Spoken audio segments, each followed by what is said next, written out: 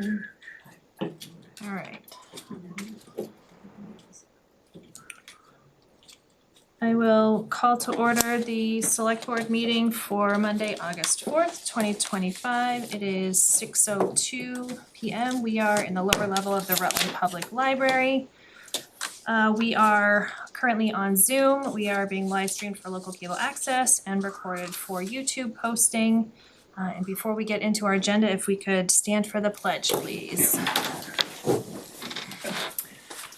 I pledge allegiance to the flag of the United States of America and to the republic for which it stands, one nation, under God, indivisible, with liberty and justice for all. Just to get the few housekeeping things out of the way, we have approval of Treasury Warrant 26-3 and 26-PW3. I don't think there's anything out of the ordinary. I did look, we did have our Maya liability insurance payment. That was seemed to be the big ticket item, otherwise. It's like 233,000. Yeah. Otherwise. They give us a discount if you pay full upfront, so that's the reason most communities do that. So that was a big one, but. Motion to approve Treasury Warrant 26-3 and 26 PW3. Motion, is there a second? Second. Any discussion? Alex? Would I? Second, aye. Whitman, aye. Matt's and I. And Ledger, aye. We have two sets of meeting minutes, same day, just split out as one's executive session, so why don't we take them separately? So we have just July 21st, 2025 regular meeting minutes. Is there a motion to approve? Move we approve meeting minutes for July 21st, 2025, regular meeting, and July 21st, 2025 executive session. Second. We're gonna do just the regular meeting minutes Are you gonna first. do just that one first? Just that Okay. one first, yep. Okay, so we have motion by Paul. Still second. Alex second. Any discussion on the regular meeting minutes? Okay, Alex? Would I? Second, aye. Whitman, aye. Matt's and I. And Ledger, aye. And then we have the July 21st, 2025 executive session. This is the tax title discussion that we had on the second item, so looking to have a motion to approve but not release at this time.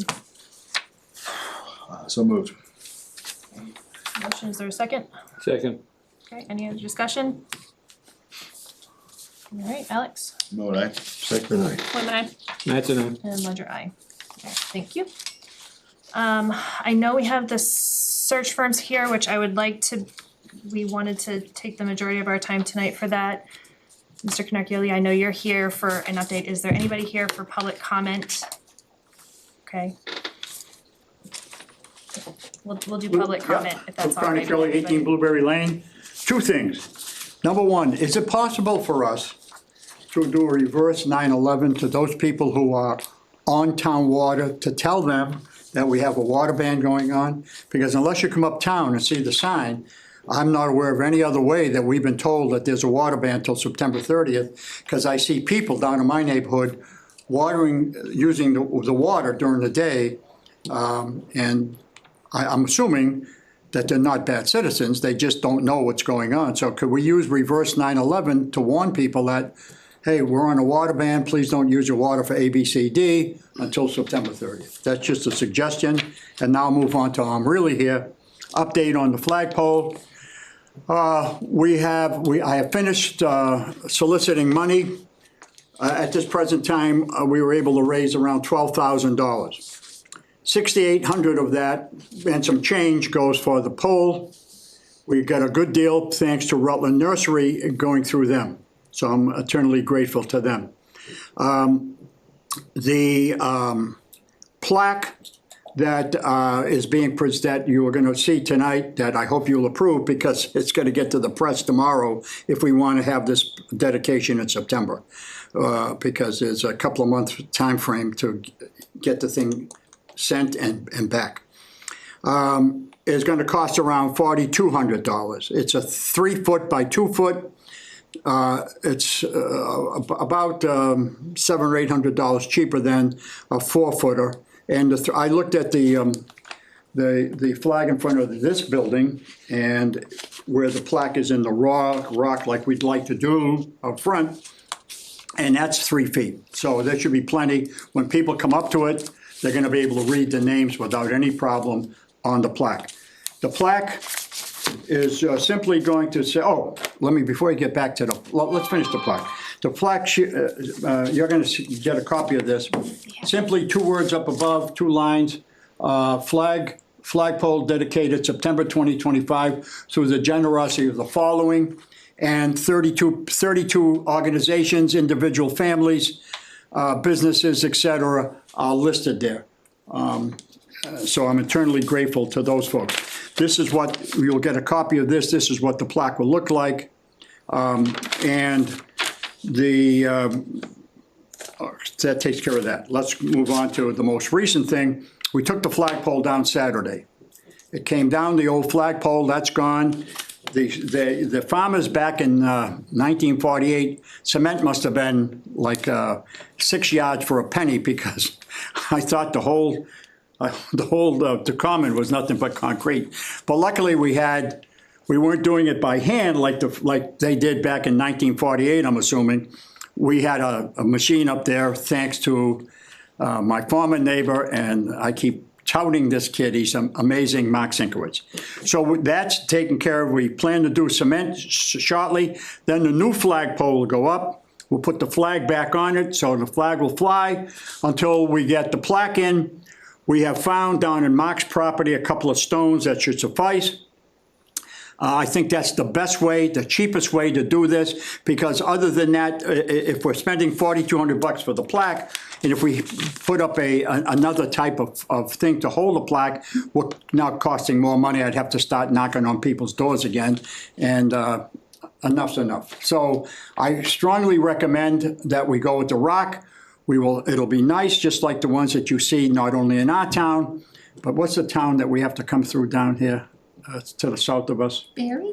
No, to the south of us. What's the name of that town? I forgot the name of it. I hate going through it. Holden. Holden has some of them with rocks, and I have a thing about Holden. I'm only kidding. So that's our recommendation, that we go with that, and we will have a ceremony where you will be invited. Any of you who'd like to speak to it, fine. There'll be a ceremony on a certain day where we'll dedicate the flagpole. I have a program in mind. Of course, once the program's finalized, I certainly would run it through the board for your approval. Hopefully there'd be no problem. And if you would like to volunteer as MC, that's fine. If not, then I might have to MC, and that program may go on for 2 or 3 days. So if you want a short version, maybe one of you should do the thing. So that's where I'm at. We're at the end. Any questions? If I may, just looking at the plaque, the sample plaque that we were provided, just double check the spelling, because I think at least a couple of them were. Yeah, the latest one that you'll get this, have you gotten this yet? Yeah, the list looked fine, but Yeah. the transcription onto the plaque, they were. Yeah, I know. Okay. So that's all gonna be up here now. Okay, no, but also some of the donors. What is this? Oh, yeah, because I think it's. that was my misspelling, and the poor lady, Kelly copied my misspelling on that original thing. I just wanna make sure that if. Oh, yeah, no, these are all been double checked. Okay. So if you could do me a favor, if you folks would read these too and see if I goofed up, but I think we got them all. So the All right. list is, the document list is more correct. Oh, yeah, that's the final thing. This was just a template. No, So that's she fine. showed me how this would go. She sent it to Pennsylvania, they drew it up, and this was just a rough copy. And this would be the final. I think we've got all the spelling correctly. And it should fit in, no problem, and be right there on the plaque, okay? Anything else? Well, I'll see you at the launching. Thank you very much. You're very welcome. Thank you. Jean, name and address. Jean Sigliano, Susie Drive, for the event committee. We've had 6 concerts so far. We have only 4 left, and we have had nothing but beautiful weather. Compared to last year, where we had to cancel 4. So fingers crossed, the next 4 go off. We've had 2 makers markets, and they are very well received by the makers. they want them to continue, so we'll be having one the first Saturday in September. And we'll be adding a mini market for kids 12 and under to sell their items for free. So I think that's it. Oh, and we're planning a sock hop boo wop the day after Halloween. So, last year we did a swing dance, so we're gonna do decades every year is the plan. Okay. So, that's what's going on. Thank you. Anybody else for public comment? Karen Norwell, Palmagussit Road. I was looking today on the town website and Mr. Dimache's contract is not located with all the other contracts. Could we have that uploaded, We can do that. please? Anybody else? Okay, if the, Chair, yes, I could go down there for public comment, but before I do, I have a concern. I've been reading over the name change that Anita sent us regarding Wachusett Road to Milo Way. And I have some questions and some confusion on it. And I'm wondering if we could ask the town administrator to check into that, because when I read the name change bylaw, the street bylaw, it didn't seem to work.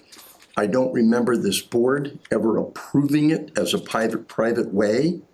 And I don't remember the town ever approving it as a private way. And yet it was stated in there that it would be changed to a private way. So, well, cause it's not on the agenda, we I can know, take some I'm- questions and we can review what we need to with David and maybe we can put it on the next agenda. That's Just fine. for some discussion and clarification of That would be of great. what that was. Yeah. Okay, appreciate it, Right. thank you. no problem.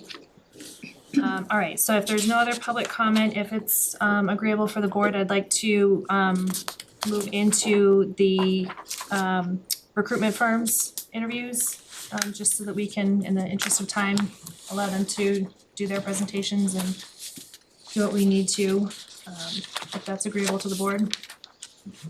Okay.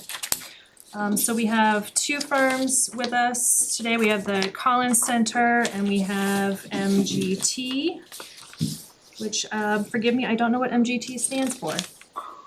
I just seen management. Just, okay. I don't know, could be somebody's initials. So I think for starters, just for introductions, do we have the representative from the Collins Center on? Would you just be able to give us an introduction and we can move into any questions? Sure, I will do whatever you want. I mean, we can, Michael and I are longtime friends, so we all do this work. So I couldn't tell you what MGT stands for either. You know, the company used to be GovHR with our dear friend Joellen Catamatori Daly, back to Catamatori these days. And here's a little secret, she was a bridesmaid at my wedding. So we are longtime friends in this business. There are no secrets. So I'm Mary Icardi. I lead the HR practice for the Collins Center. And I can jump into a quick overview and then answer questions, or do you want us to introduce, are we doing this together? Whatever you want, it's your pleasure. Yeah, if you wouldn't mind just doing a quick overview and then we can review we can do board questions and whatever you think would be beneficial. All right, that's great. Thank you. Well, Michael gets to go second so he can correct what I say, so that's really great. So my name's Mary, I lead the practice at the Collins Center for Public Management. We've been in business since 2008. I have been with the center since 2009. My whole career has been municipal HR, labor relations, recruitment. We do, well, I have personally done in my years with the Collins Center well over 150 recruitments. That's 16 years is a lot of recruitments. Back 10 years ago, I think every town administrator retired. Michael might have been one of them. You know, there was a lot of business back then. But one that we did was 10 years ago was for the town of Rutland. And I have to say, that selection lasted the longest of your last 4 town administrators. So we'll have to get into, what's going on with the town on that. Our process is very straightforward. So a little bit about me and my colleague who didn't join me tonight. Some of you may have met. I know she's been to some of your charter and organizational study meetings, Becca Meekins. She is one of our project managers, and she's got a background in Grafton and Northborough as assistant town administrator, HR directors. The job I was able to quit 21 years ago, I know that because my 3rd child just turned 21, was the HR director for the town of Watertown. I was there for 9 years as the HR director. Before that, I was in the town of Barnstable. Before that, I was in the town of Wellesley. And before that, I was the Mass DPW. And it hasn't been the Mass DPW since Governor Weld got elected. So if you do the math, I'm 61. HR people tell you not to tell their age, but I don't care. It shows our experience. So our process, you've got our proposal. It's very straightforward. It is standard across most organizations. It's about, who do you think is the best fit? We want you to find the best fit for you. The Collins Center has done quite a bit of work with the town. Our process is, and the most important thing, and I cannot stress this enough, and I believe I sent you the Bellingham sample today, I'm sorry that was not given to you before today, is getting that profile right. If you don't have the select board on the same page of what you're looking for, you will not hire the right person. There are all kinds of reasons for short stints as town administrator. The money, the politics, the expectations, all of those things. What we do is strive to make sure that that profile captures all of those things, and you're not advertising a job that either the person isn't what you were looking for, or the job wasn't what the person thought it was going to be. So we will spend time, even though you filled this job a few times in the past few years, it's important that this board defines what they are looking for. And we sometimes push back, but it is you are the client. We will advertise what you want us to, but we will make sure that we get that right for you. So the profile takes a little bit of time. Then we advertise. The Collins Center has been around for a while. We have this lovely map of the Commonwealth, and we have worked in over 250 of 351 municipalities. So we have those direct connections everywhere. A lot of this work these days is networking and finding the person who may not be looking for a job. Sometimes the best person isn't looking. There is a shift going on now. A few years ago, many municipalities were hiring some, I don't like to use the word younger or older. We like to use new to the workforce or seasoned employee. I call myself vintage, by the way. So, but those people who were coming in have now been town administrators for a while. They've got a few years under their belt. So I think that's a good opportunity for you. There has been a new crop, so to speak, of town administrators coming out, but it really does depend on what the board wants to do. Are you willing to pay for an experienced person? Are you willing to take somebody who kind of will be a stepping stone to someplace else? Looking at the tenure of your last 3 town administrators, it's been pretty quick. They haven't lived out a first contract yet. So that is something to keep in mind, and we'll need to evaluate that. Once we get the profile done, that's when we do the advertising, the direct recruiting. We look where we reach out to places that, yes, we'll advertise. If you want ICMA, we recommend it. You never know who's from Massachusetts, but you may say, we want Massachusetts experience and we don't want to look in other states. But there's plenty of people around the country who are from Massachusetts who sometimes will move back for a job, so we wouldn't want to discount that. We use a lot of listservs, and we really use our personal networking. So once you tell us what you're looking for in that profile, we will work to get that person to apply. We don't have the volume we used to, getting 30 resumes and all of that, but we find, I gave you the sample of Bellingham. We got approximately 20 resumes. We had excellent, more than a handful of excellent candidates for the preliminary interviews, and then 3 wonderful finalists. So if we match people up correctly, it will work. Our process is we do the profile, we advertise, we network. We prefer to work with the screening committee. We recommend no elected officials or employees are on a screening committee. We don't want any member of a committee to have more, quote, weight than somebody else. But if that's what you have decided, you want a member or an employee on there, we will do that. But people should not be hiring their bosses. That is kind of our philosophy.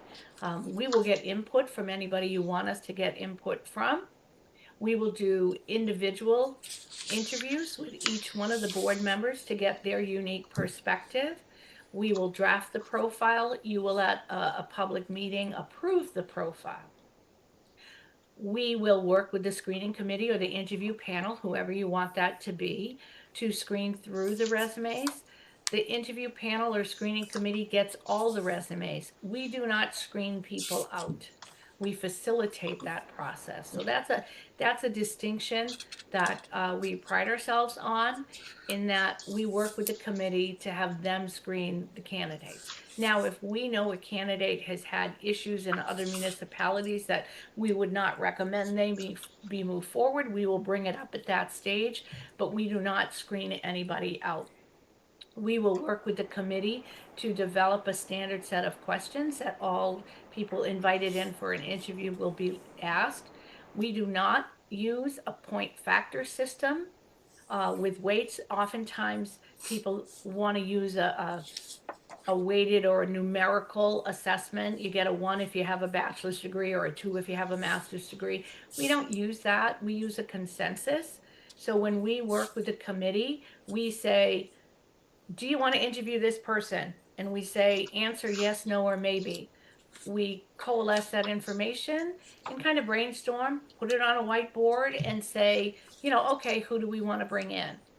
We run the standard, we organize everything, we schedule the interviews, we help facilitate the questions. We base the questions on the profile. We'll work with whoever the chair of the committee is to, facilitate that. And we use the same sort of process at the end of the interviews to say, who do you want to move forward? And moving forward doesn't automatically mean they're a finalist. We may build in reference and background checks at that point, depending on how the town wants to do that. Sometimes municipalities want to wait until they're actual finalists or have been interviewed. It all depends. We'll have that conversation. And then we help you facilitate your final interviews. And we do not negotiate. That is a big difference. We feel the employee-employer relationship should be handled between the two parties. We're there to help guide or have conversations, but we do not want to be in the middle of your negotiations. I went very quickly. I am happy to answer any questions. Board have any questions? I do. Please. Mary, Yes, may I call you Mary? please do. Okay. Mary, you said that you prefer to work with a screening committee. So you've worked with a lot of towns, a lot of cities in terms of, or towns looking for an administrator. What advantage do you find over, say, working with the select board versus working with the committee? What advantages or disadvantages do you see there? It's a huge advantage to use a screening committee because of confidentiality and getting people willing and wanting to apply. If you are reviewing resumes as a board, that's a public meeting, their names become public. It's not an executive session and issue unless you can have a member of the select board, but the board's deliberations have to be in public. So if you were screening resumes, you would have to do that in a public session. So it really is a hindrance to people applying, and which is why the standard practice is to use some sort of panel with recommendations to the full board. Are there disadvantages? Of using a screening committee? Yeah. That you have found in your experience?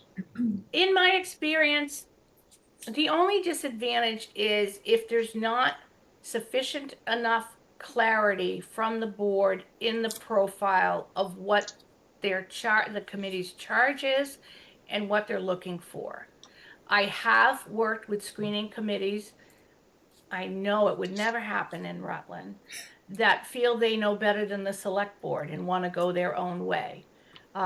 We don't let them do that. We bring it back to the profile. That's why it is so important to have that profile be accurate. And we do recommend, I'm glad you brought it up because I did not mention it, that the board actually vote a charge to the committee members to say, this is what your charge is, use our profile. Now, obviously, anyone you put on a committee is going to apply their lens to anything you say, but I've had committee members say, we don't trust the board to make the right decision, so we have to go this way. And we don't allow that to happen. The board is our client, not the screening committee. Okay, thank you. If I may. I have a question. Do you, it may have been in your profile, I read through them both this morning, I'm sorry. Do you have an opportunity, or do we provide an opportunity for public input when developing the profile? I know you had said you would talk with the board members individually. I assume maybe if there was guidance from the board, key maybe department heads or something of that nature. But I was wondering if there's opportunity for public input or other boards and committees input as well. Sure, we can do that if you want. We don't find it helpful, quite frankly.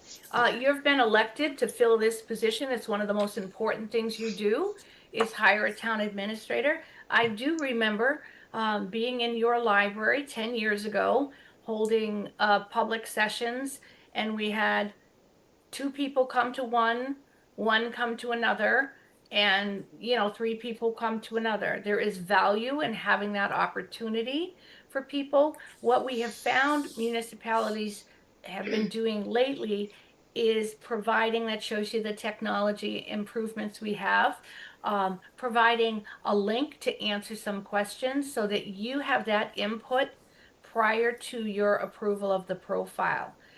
If there's any input from the public or department heads, we recommend you have that before the profile, that you then vote.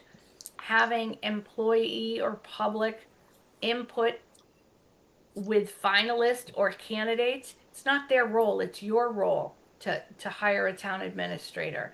Too often we have seen, when it's happened to me personally in searches that I have done, where there's a meet and greet at the end with the 2 finalists, and the employees like one person and the board likes another, and then you're in this bind like you're not getting the input or using the input.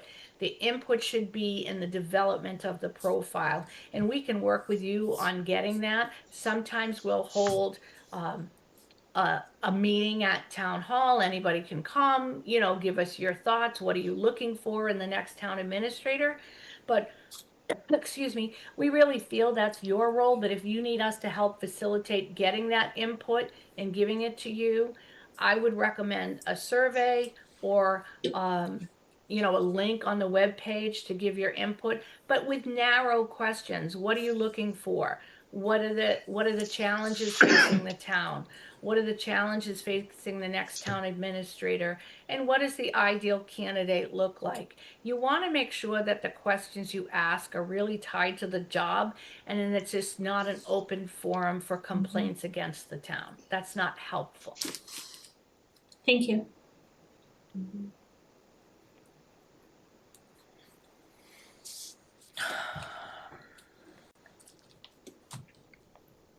Does it make sense to let the other group present in a way and let them answer questions together? So we're not just asking one question to one group. If we ask a question, it goes to both However groups. you wanna do it, it's up to you. I mean, we can certainly do that if more questions come to mind as we do that. Mary, how, Why don't I can either answer a question or hang out to see if you have more questions. yeah, I do have one question. I know it was in here a little bit, but just as far as the timeline for how you anticipate this going, how, Sure. The timeline, if there were no hitches, it's 3 months. okay, If there's hitches with screening committee availability, you know, the meeting times, that's where it is. To do a profile, once the profile hits the, hit the pavement, maybe I should say hits the web, you know, it moves pretty quickly. We advertise for 3 to 4 weeks. It used to be you had to make sure everybody could see the paper. We do so much direct recruitment. You're gonna have people apply on the first day and the last day, whether that's 3 weeks or 5 weeks. So we look for about a month. So hypothetically, if you engaged a consultant by, you know, August 10th, you'd get the profile done. If people, it depends on if you want public input. Let's say hypothetically, you do all that work and you have that ready to go for Labor Day. You advertise on September 1st or 2nd, which is the day after Labor Day. You'd have a deadline the end of September. You would have preliminary interviews in early October before Columbus Day, and final interviews with the board after Columbus Day with an offer. Depends on if somebody has to give notice, but our process would be done in October. So that would be my guess without seeing the logistics of an interview panel or a screening committee. okay. And is there, if it does end up taking longer than that 3 months, you're still there to help with that Oh, process? yeah, we're with you till it's done. Okay, And you know, in all the searches we've done, there have been times where the timing and whatnot, the pool wasn't strong enough, so you extend the deadline. And no, we're with you until it's filled. And, you know, I shouldn't offer this up right now, but you know, most firms will say if you lose somebody in the first year, we will redo the search at no cost other than the advertisement. But that rarely happens. That is not a common thing. and this might just be, from my own knowledge, this is my first time through this process.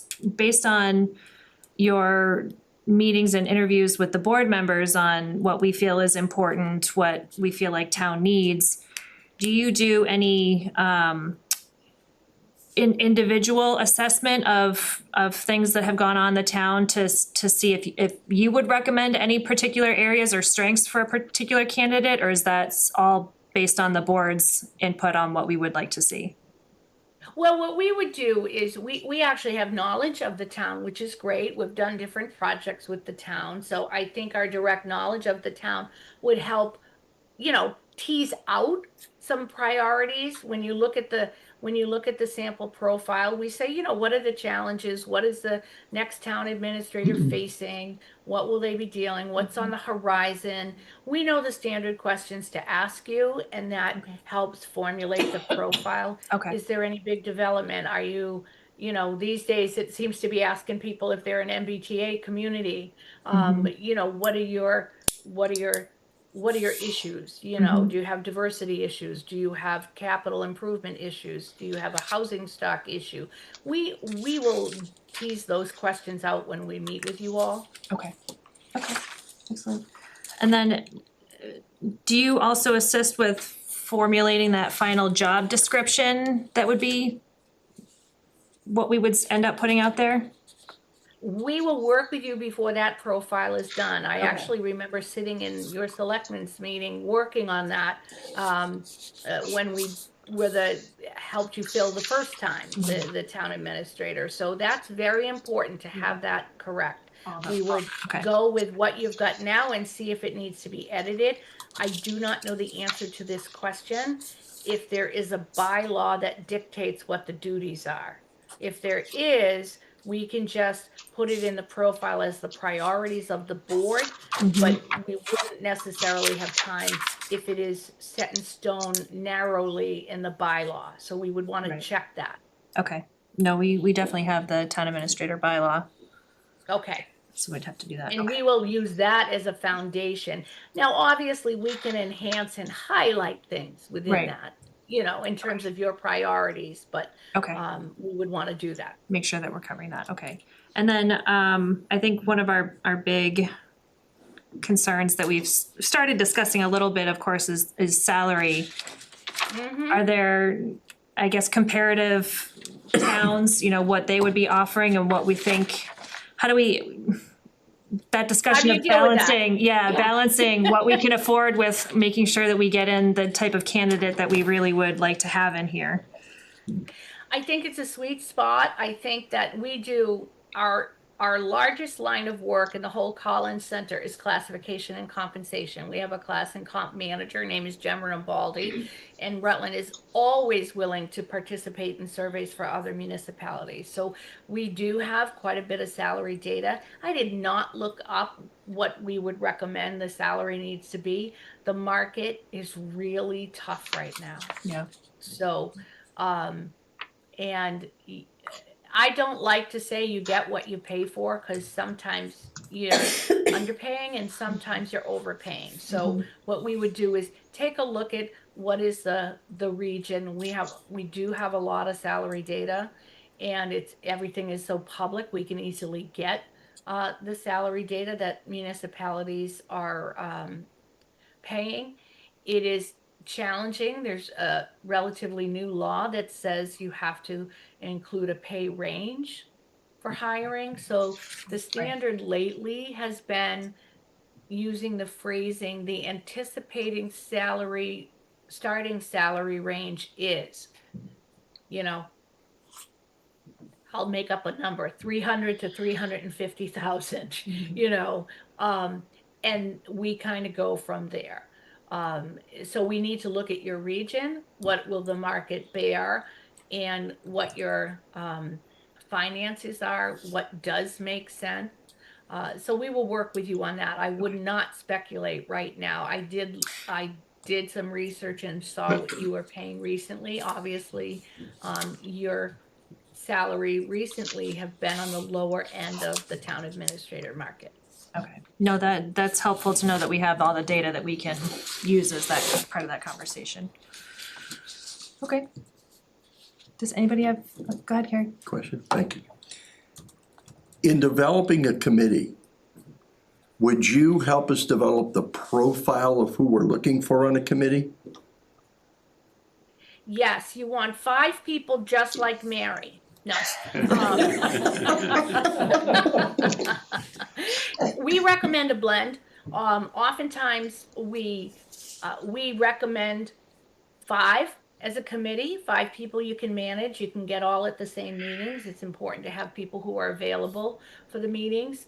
You know, sometimes the busiest people are the ones willing to serve, but if you've got somebody who travels for work and they can't make a meeting, that's where the delays happen. So if you're soliciting information, you know, if you're soliciting, you know, applications to be on the committee, if we're looking at, say, a September 1 advertising date, they will have, you know, one meeting, which is like a planning meeting, and then it would be the first few weeks in October. There's not an awful lot of meetings for a screening committee. We develop the draft questions, they finalize them, they work on them, and it really is that sort of attendance. Typically, we see a cross-section of the municipality. Sometimes they're board members. Sometimes it's a FinCom member. Sometimes it's a you know, a business person to bring the perspective in. Sometimes it's a human service worker in the municipality. You get to decide who you want on that committee, but having somebody with, I imagine if your priorities are smart growth, economic development, keeping the town as it is, maybe you want somebody who's in that industry. Human services, somebody who, you know, we often see somebody from a planning board. It's up to you whether you want any school representative. Sometimes we see a school committee person, you know, so it really is up to you. And when if and when we are selected, we can talk about that. What does that look like? Sometimes it depends on who lives in your municipality, you know, is there a retired municipal official or a former person who knows the town? It really is up to you. Sometimes we have towns, you all get along well, so I'm not worried about this. Sometimes we have municipalities who each member of the board gets to appoint somebody. So you don't necessarily have to agree. Sometimes we have boards put their crankiest citizen on the board, so then there's buy-in, you know, so it really truly is up to you. And having a committee really does enhance the process. Follow-up question? Mary, is there criteria that you have seen or developed over your history that you would apply to not picking a candidate, not picking a committee member? No. I think we've seen extremely divergent committee members, whether it's politics, opinions, conservative, liberal. They work really well together because people want to do what's right for the town, and we embrace that. So there is not, you know, I've had people who did not win a race for the select board be on a committee, and they're wonderful committee members. So there really is not any rule of thumb. It's really your gut and your judgment that you want to go with on the committee, because the committee, quite frankly, it's pretty tight. It's a pretty tight process because they're following your profile and you're adopting our process, which is why when you asked what was the challenge, sometimes people want to create their own process, but our contract says what the process will be, and we hold people to that. Okay.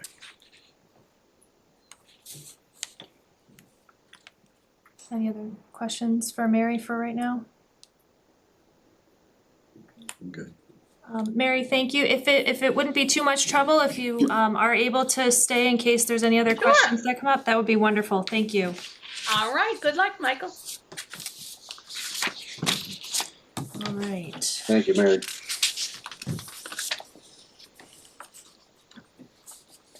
All right, so next we have MGT and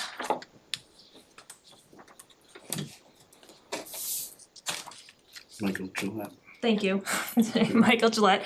So I will turn it over to you if you don't mind, just some introductions and an overview for your proposal. Yeah, absolutely. I'll go ahead and start. I'm Charlene Stevens. I'm a Vice President of Human Capital with MGT. Been with the firm 9 years, since back when, almost 9 years now, I guess, since back when it was GovHR. And I work directly with Joellen Catamatore, who is actually the founder of GovHR and still the principal lead and Senior Vice President for MGT. We do executive recruitment, class and compensation all across the country. We've done over 1,500 executive recruitments and also do class and compensation work. And much of that work has been in Massachusetts as well. And then I'm going to introduce you to Mike Gillette, who is going to be the principal on this recruitment. And Mike can tell you a little bit about the process that he uses in recruitment and the approach that he takes. Mike? So I'll introduce myself first. I am a former town administrator. I spent 36 years in municipal government in the city of Boston, Massachusetts, and then finally in Westwood, Massachusetts. I spent 32 years as Westwood's town administrator before retiring in 2019. I spent my entire career hiring individuals, department heads. Quite proud of the team I was able to assemble over those 32 years and what we were able to accomplish. When I retired in 2019, I really wanted to keep busy and continue to do things. So I've been a recruiter with once GovHR, and then GovHR merged now with MGT. And I continue to be a consultant working on recruitments. I am primarily focused on the New England area, the New England states, and so I do Massachusetts, Maine, Vermont, and Connecticut so far, and I've also done some recruitment in Maryland. So that's my background. I've been very successful in helping communities find very qualified candidates, and so as far as I know to date, they're all still in place in the communities that hired them. The process that I would follow is a standard process that we use at MGT. The first part of it is first phase is to meet with you, the Board of Selectmen individually, and have a conversation about what you're looking for, each of you in the way of a candidate. I also would talk to you about I'd have individual conversations with you, but I would also have a conversation with you about how you want to approach this recruitment to get a general sense of whether you want to use a search committee, and I fully agree with what was said by Mary. I believe that a search committee is the best way to go in Massachusetts because of the public meeting laws that in Massachusetts, and so it allows for the confidentiality that is required to attract candidates to the process. I would go through the entire process with you and see what options, discuss the various options at each stage, and be sure that we came up with a process that you felt comfortable with. And then I'd meet individually with each of you to find out what you personally are looking for in the way of candidates, what you think are the long and short-term challenges and opportunities that a candidate will be confronted with once they're hired. That will lead to an advertisement, a position announcement, and to a brochure, a very well done brochure that we would publish on your behalf.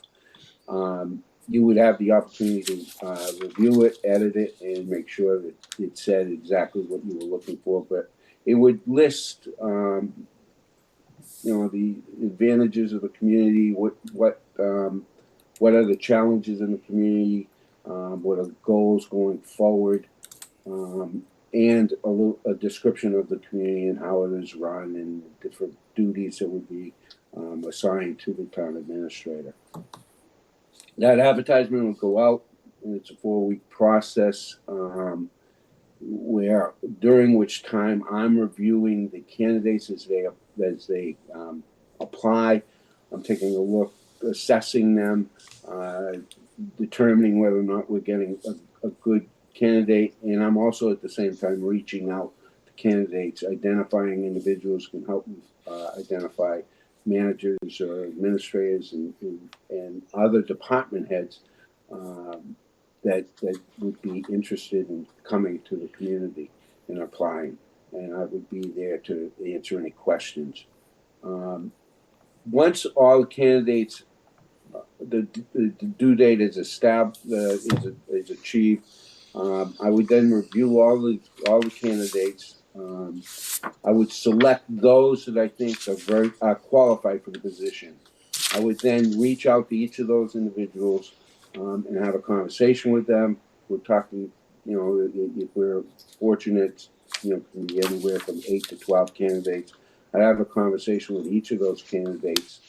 I have a practice of summarizing my conversations with those candidates, the questions I asked and the responses I received.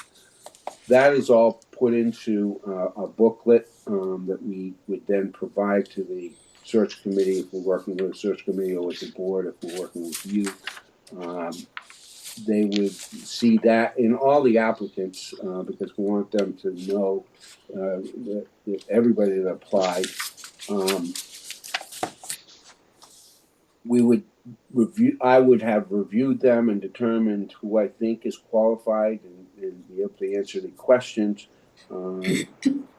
That process would result in a selection of those candidates to the search committee, and I'm gonna now assume for the rest of the conversation that search committee is the way you might go.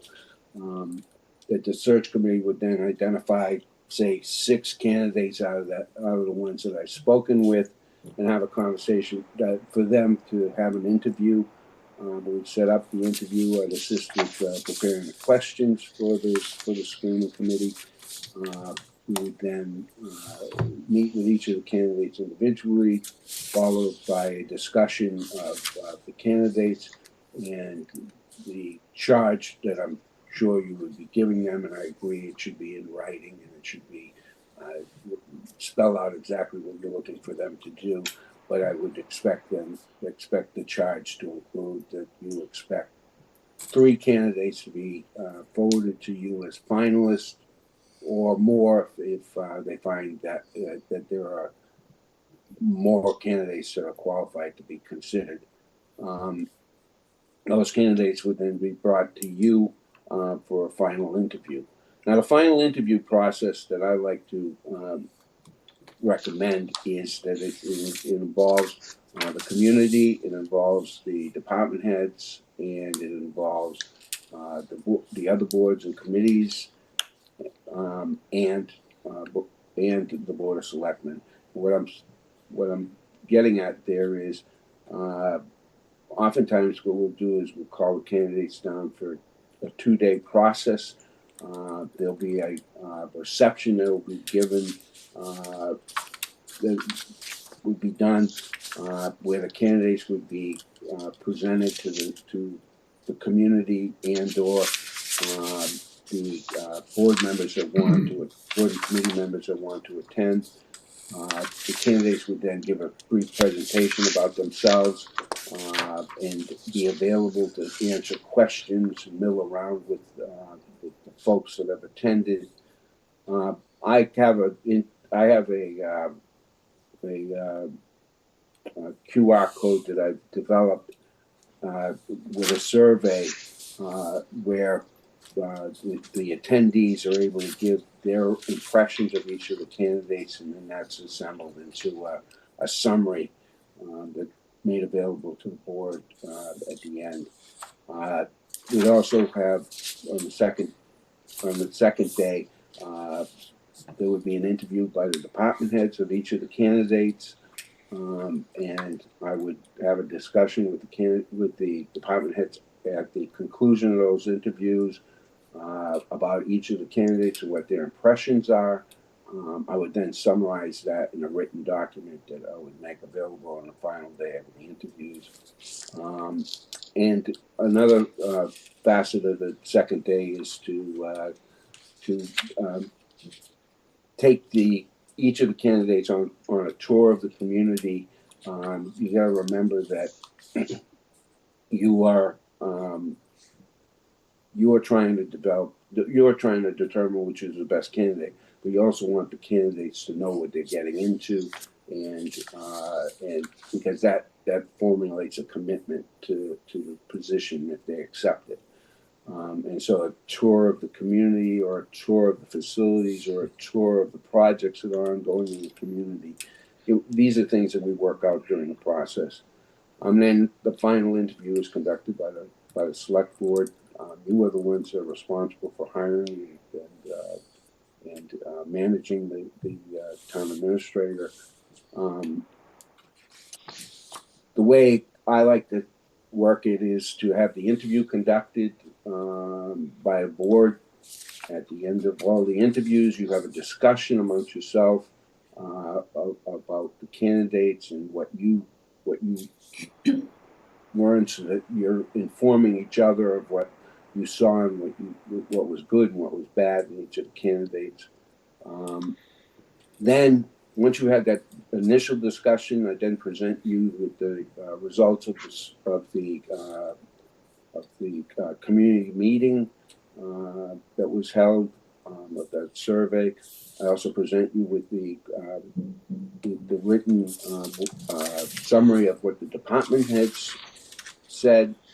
So you can take that into consideration, and then that's followed by you having another discussion about which of the candidates you think is the best fit. And sometimes that additional information is informative. I remember one instance in particular where that was the gating issue. When they found out what the community wanted, that's what they ended up selecting. There was a particular reason for that in that particular community. And then following that, our firm is available to assist you with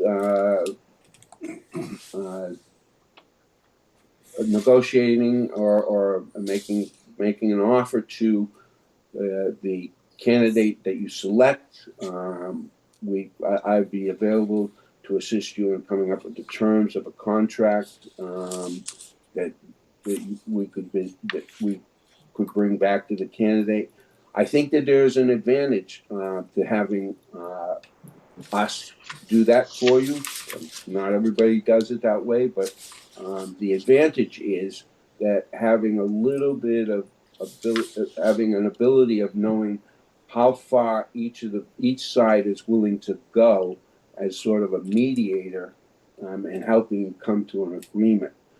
I've seen it work very well in several instances, and you come to an agreement on the terms of the contract. It really works the best for both sides.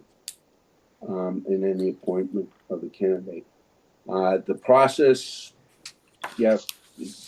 3 months is generally what we're looking for to accomplish. I look at it this way. Once we put the advertisement in out and we start getting candidates, the clock is ticking. The candidates that are applying are at various stages of their process. Some are at the very end; they're being interviewed already as a finalist. Some are in the middle of the process, and some are just starting out the process. It's very important to establish timelines and dates early on.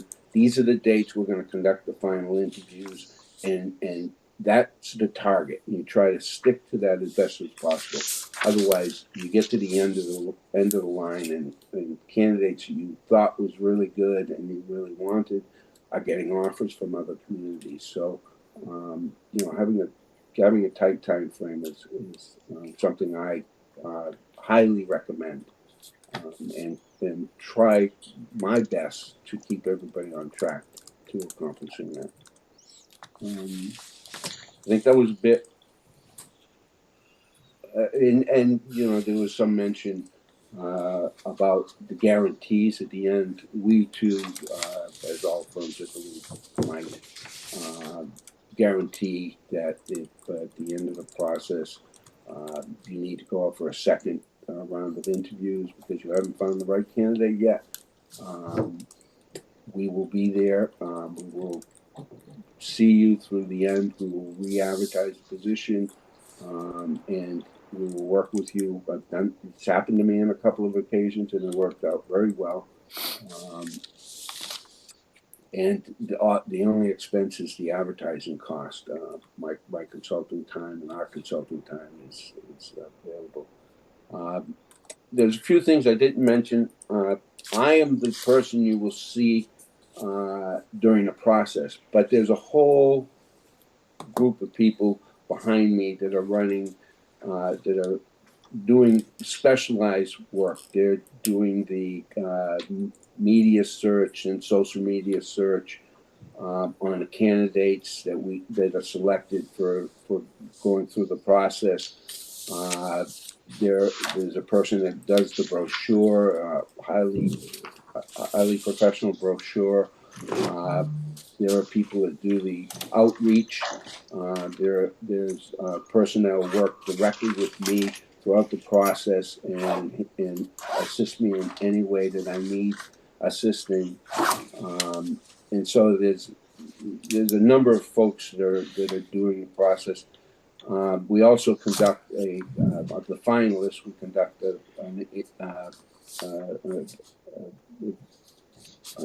what's the right word for it, Charlene?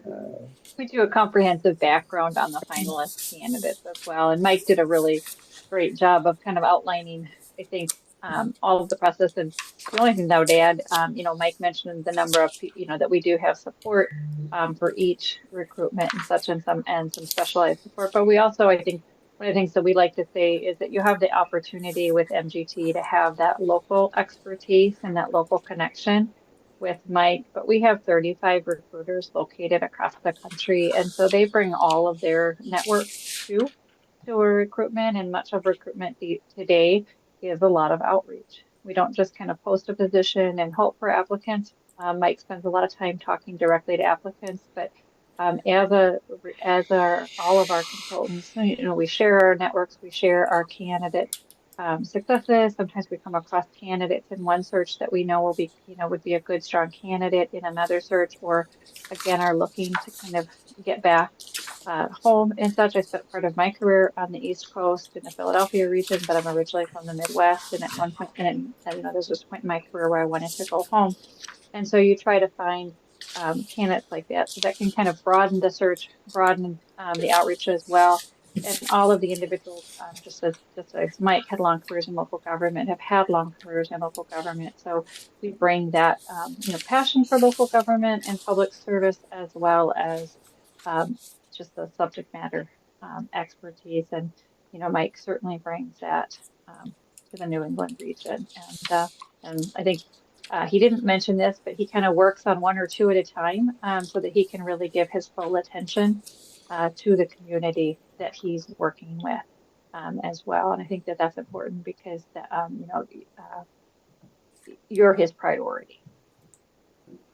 I did mention I'm a Worcester County native. I'm from Gardner, Massachusetts. Okay, and we'd be happy to answer questions. Any questions from the board? Yeah, I have a question. I probably should have asked Mary this and I didn't.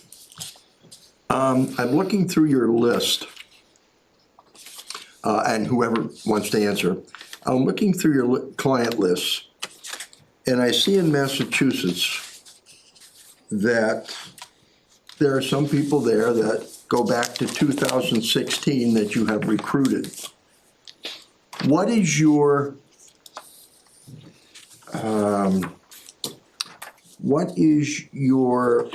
rating, if you will, of how long when you place an individual, whether it be a town manager or a town administrator, that they succeed with that particular city or town? Yeah, I will say we haven't actually looked at it for our own statistics or measured all of ours. I will say it's that kind of national average for chief administrative officers in local government is kind of 5 to 7 years. The other thing that we commit to is we don't actively pursue anybody that we have placed 4 or 5 years and such, and so we don't place somebody in a community and then turn around 2 years later and try to recruit them to another community.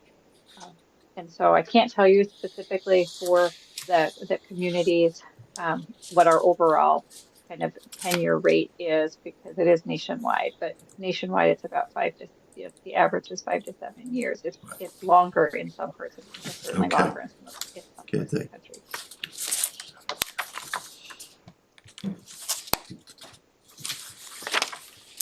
Mike broke the average in his last. Yeah, if you want me to answer, our experience is 2 contracts.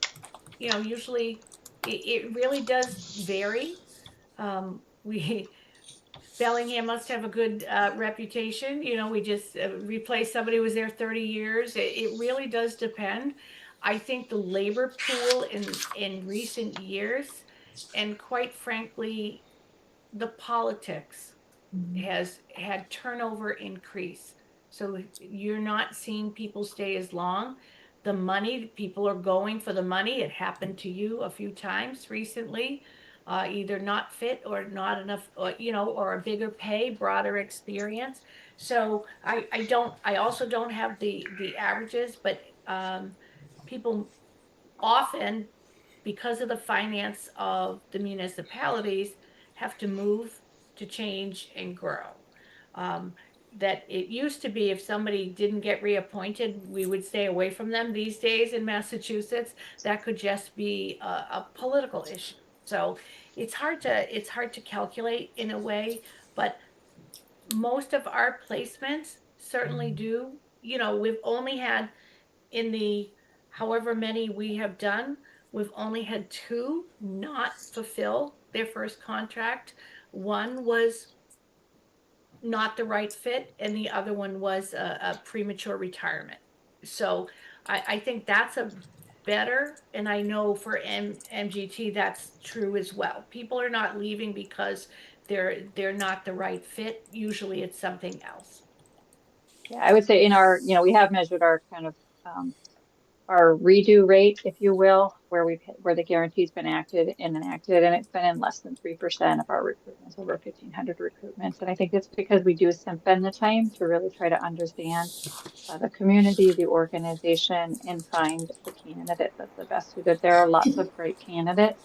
Not every candidate, Mike and I would tell you this too, as former administrators, just because we were good in one community doesn't mean that we're the right fit in another community. Can have the same skill set, but not going to be a great fit in that community. And that's just part of our process too, is to understand that and to really be candid with you. You know, Mike will be fair and candid with you in assessing candidates and where, you know, we see there's good alignment and where there might be some opportunities for growth or some challenges and such, so that you can make an informed decision. Okay. And as I indicated when I was making my presentation, I checked back, I think it was about a year ago, of all the people that I helped place, and I have now found one who retired as was at the end of their time. But when we hired the person said to the committee she was staying for 3 years, and she fulfilled her 3 years and then moved on.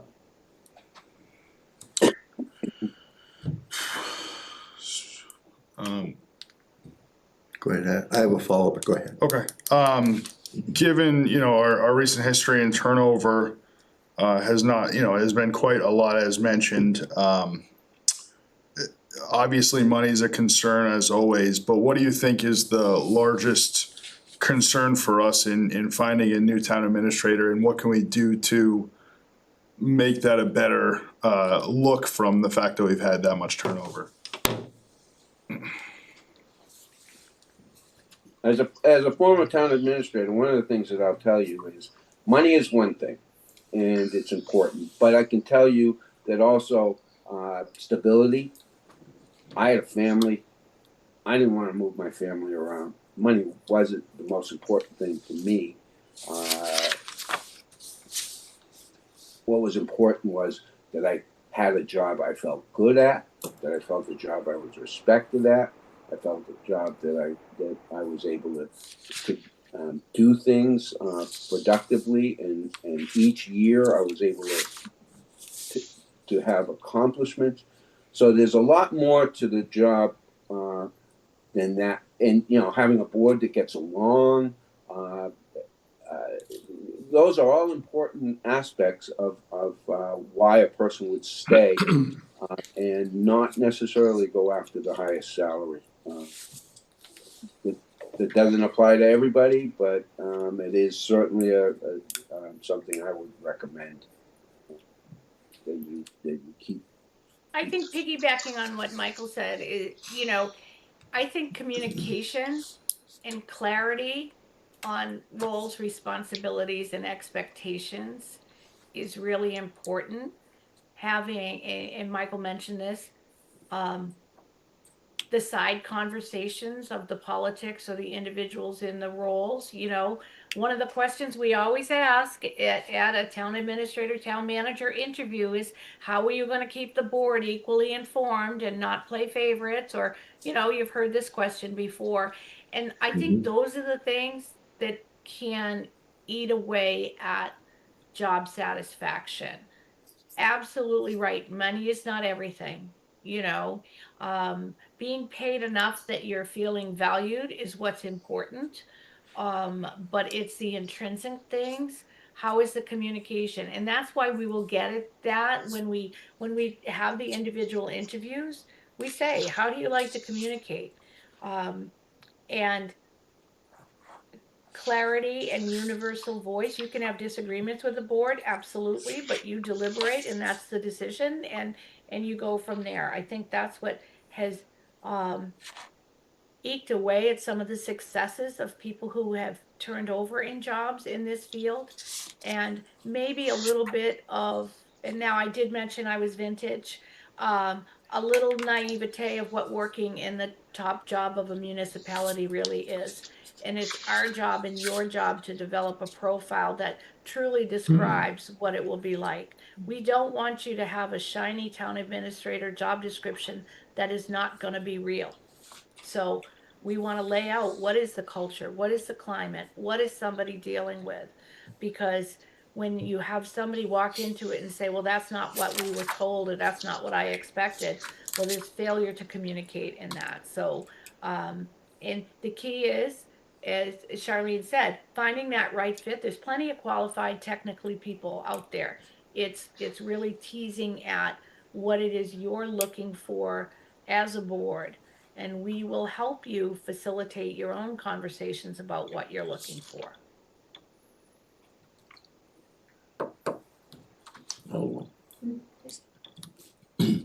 Mary, you brought up the issue of a political environment.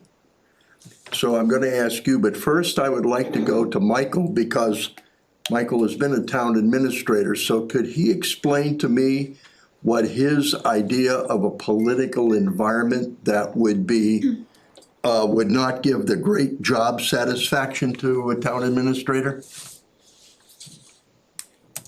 Yeah. In today's environment, and especially as I was going towards the end of my career, What do you do? You tally it up and then you read the number. the community became more involved in somewhat of a negative way, and that makes the job challenging. But what always made me feel comfortable in the environment was that I had a board that treated me well, that respected, and that we had give and take, and discussions. I'd give advice, they would take it or not. Like Mary said, once they made a decision, that was the policy. Got all the department heads on board, and we followed the direction that the board wanted us to go. But we would give them our best advice, and oftentimes they followed it, but every once in a while they chose a different path. The politics that matters to a town administrator or a town manager is the politics that's immediately in front of you with your bosses, and that's the board. In this instance, that's the Board of Selectmen. That's what matters, and that's what you pay attention to. You treat them. I always believe they treat them equally in all respects, no favorites, and you keep them informed on everything, and I believe that gets the respect of them, because they don't feel like somebody else is being treated differently, and that's the best way for things to operate, and reduces or eliminates the politics of things.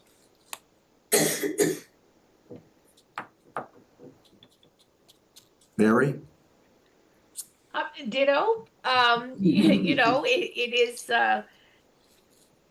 divisive boards cause friction for employees. The public discord that we've crept to in recent years, people having agendas other than what's best for the town, and that comes from everyone, whether it's citizen group, whether it's select board members, whether it's residents, department heads.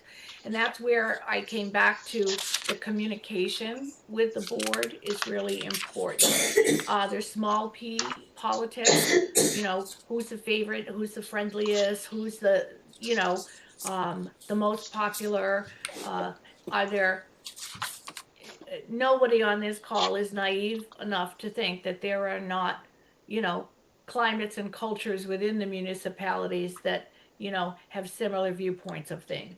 Is growth the most important? Is keeping the rural town the most important? Is education the most important? You know, so, and I think that's where I said ditto because of the communication and open dialogue. You don't have to look far to find select board meetings that are taped with board members screaming at each other. That's not a conducive environment for anyone. So, so when we talk about politics, it's more about that. When I talk about politics, I mean interpersonal politics and interpersonal dynamics, not the R's, the D's, the L's, the, you know, independents, the non-enrolled, whatever that is, but it's human politics, and jockeying for whatever reason. So that's what we're referring to. And so long as the board expectations are clear, the roles and responsibilities are clear, oftentimes, certainly from the HR perspective, what can hinder success is if there are board members, whether it's school committee members, planning board members, select board members, going kind of around the chain of authority to go to department heads. And are they working against the unified board? And it puts the town administrator in a tough position. So that's what we, you know, warn against and hope to strive that you are set up for success in the next person that you hire. And I am the eternal optimist. Every day is sunny. And I'll add, Mary brought it up, but I was thinking about it as she was speaking, that one of the most important things that a board should remember, every single board member needs to remember, is do not deal with the department heads directly on an individual basis. And the reason for that is that you put them in a very difficult position because they have no idea what the board wants to do. All they're hearing is what one member wants to do.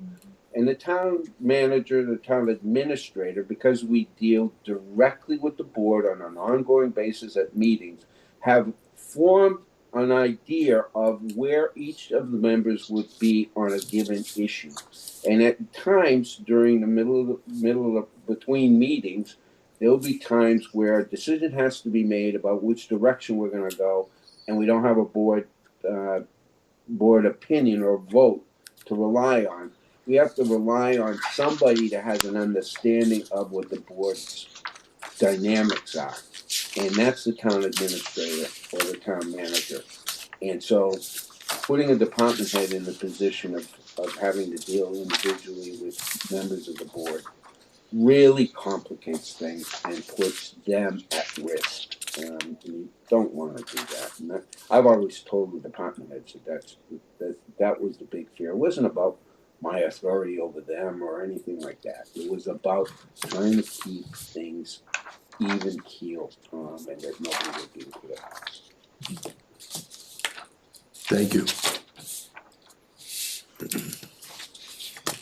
Any other questions for either firm?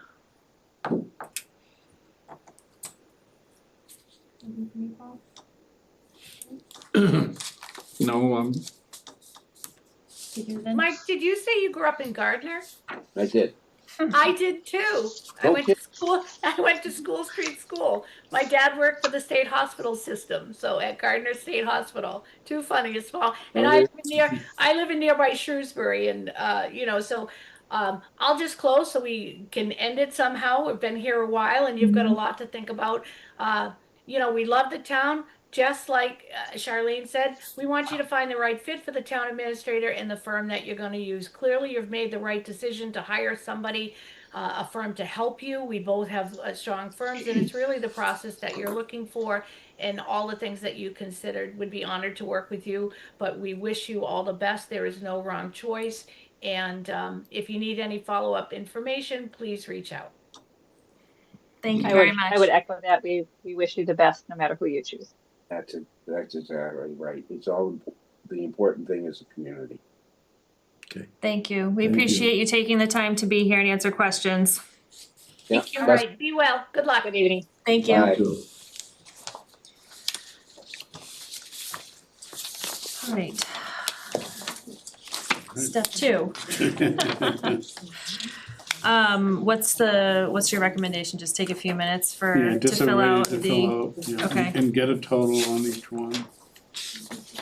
all right, you have the couple of copies in here, one for each.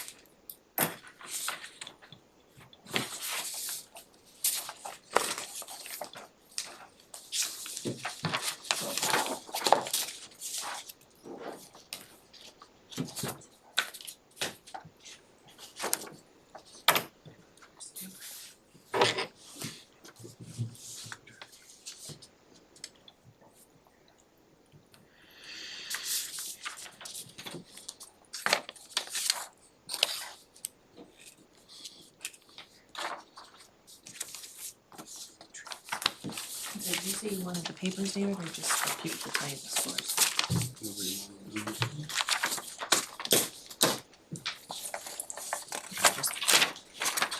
Why don't I pass them down? Yeah, no breach.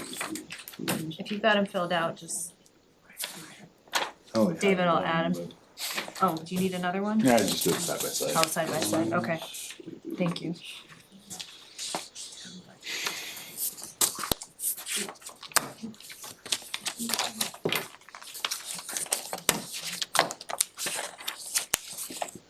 You're gonna hate me, David, because I gave someone half scores. Because I'm like between the two. It's not gonna hit you, yeah. you just have to do the math yourself. I'm doing it. I was going to, but then I decided not to be annoying.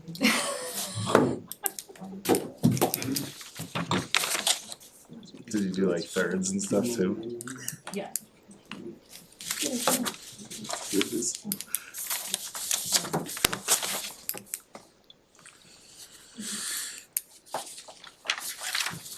Do you want these? Yep.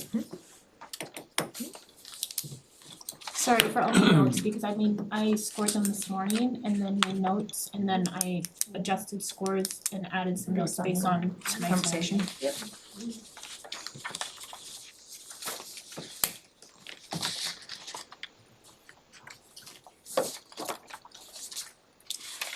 Do I have time to run?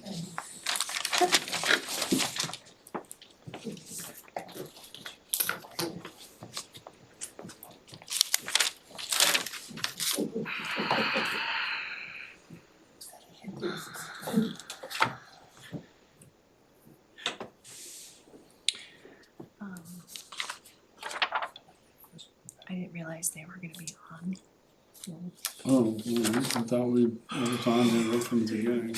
No, that they're on Zoom, Oh, all right, so I'll take them so that they can. yeah. And then we'll come back Yeah. to the. Okay, you need to make a decision on what type of plan you wanna offer as part of the RFP.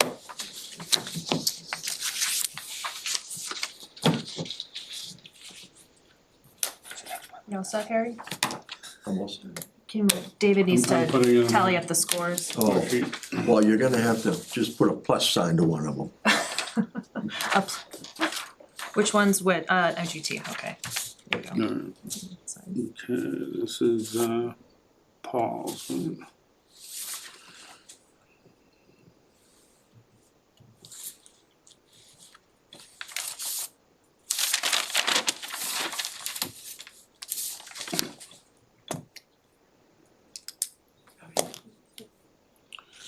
And Harry.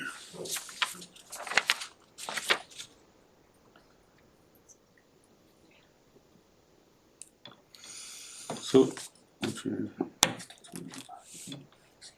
So one side is, MGT. Right, if you look at the top, the names are on that for the, oh, all right, MGT is on it's the first right. column, Yeah. all right, okay. yeah. Make a bathroom. Okay.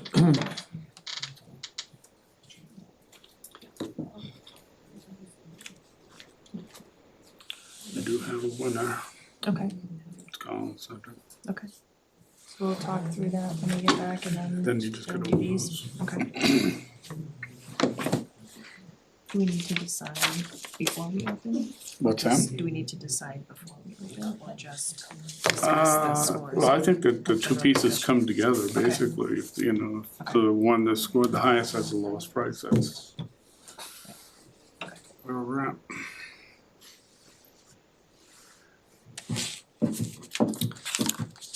Little break. Let me tally.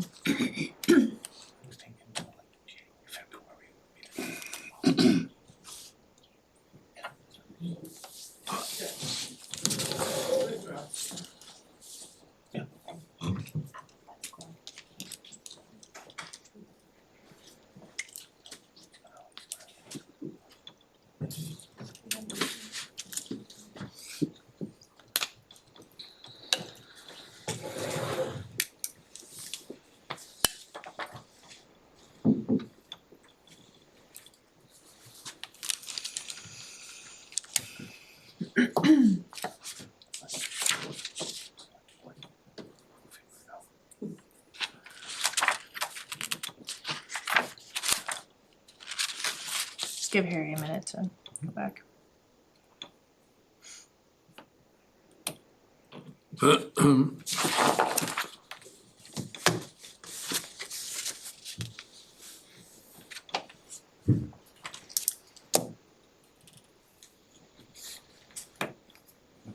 Yes.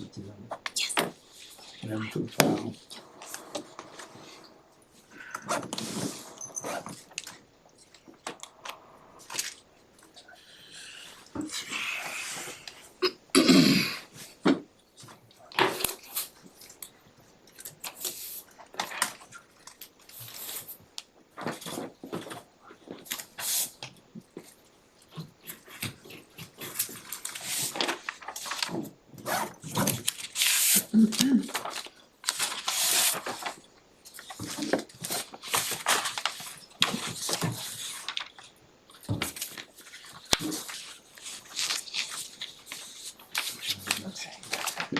good job. So, we sent them out to, and who didn't respond. Alright, we're all back. Well, David, reveal the scores. MGT, total score was 65.5. Collins Center overall score was 70, so in terms of rating, the Collins Center, was rated higher than MGT in terms of the, interview and as well as, materials that were forwarded, based on the board's observations. Okay. So now we open the proposals.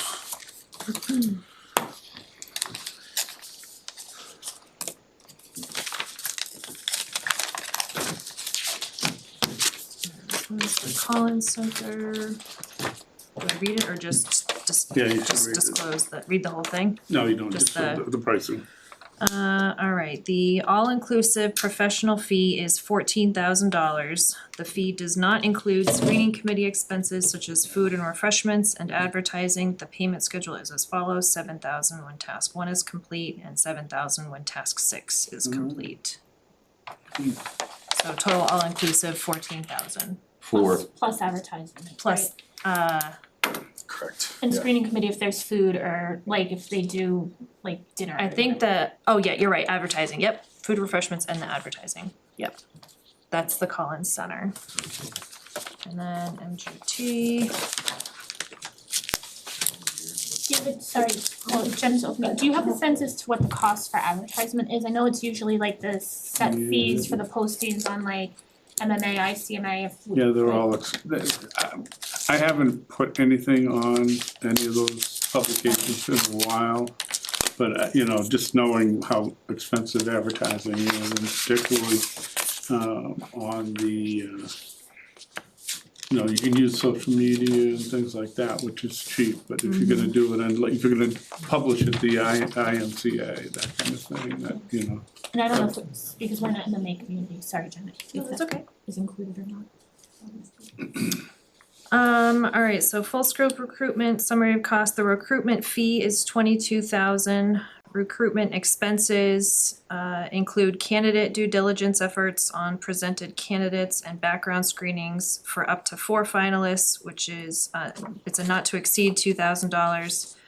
Advertising costs over $2,000, advertising is $2,000, and it states advertising costs over $2,000 will be placed only with client approval. If less than $2,000, client is only billed for the actual cost. So give or take, depending on advertising, we're looking at roughly $26,000 for MGT. And then this also says, consultant travel expenses are not included in the price proposal. If the consultant is requested to travel to the client, travel costs will be estimated at the time of request.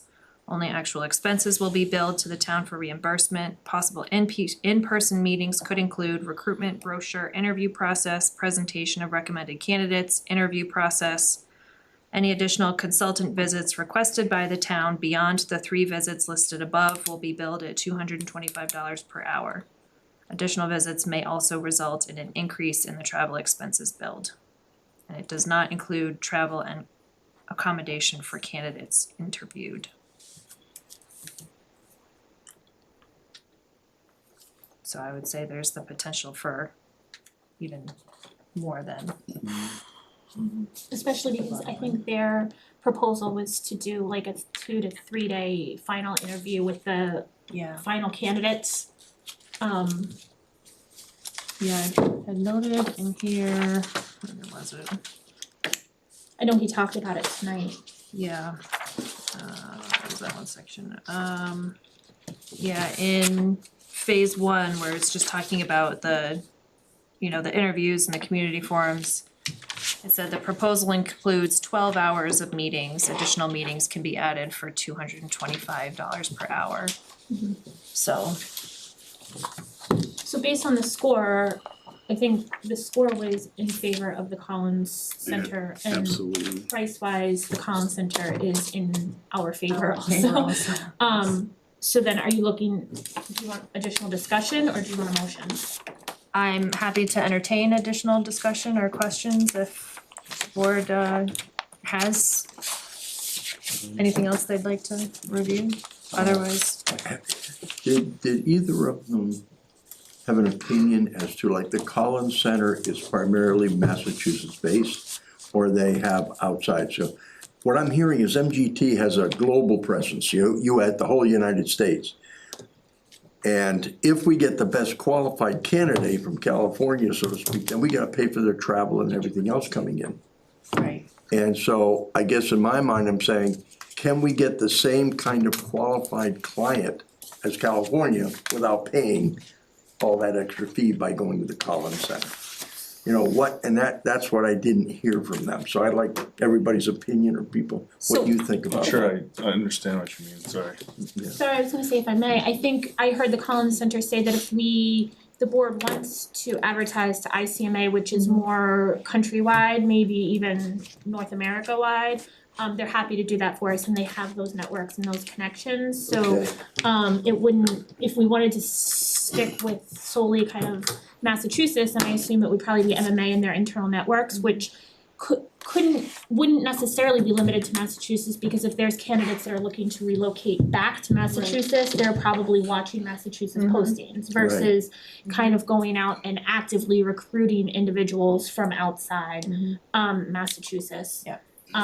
But obviously, I think anytime there's that added level of expense.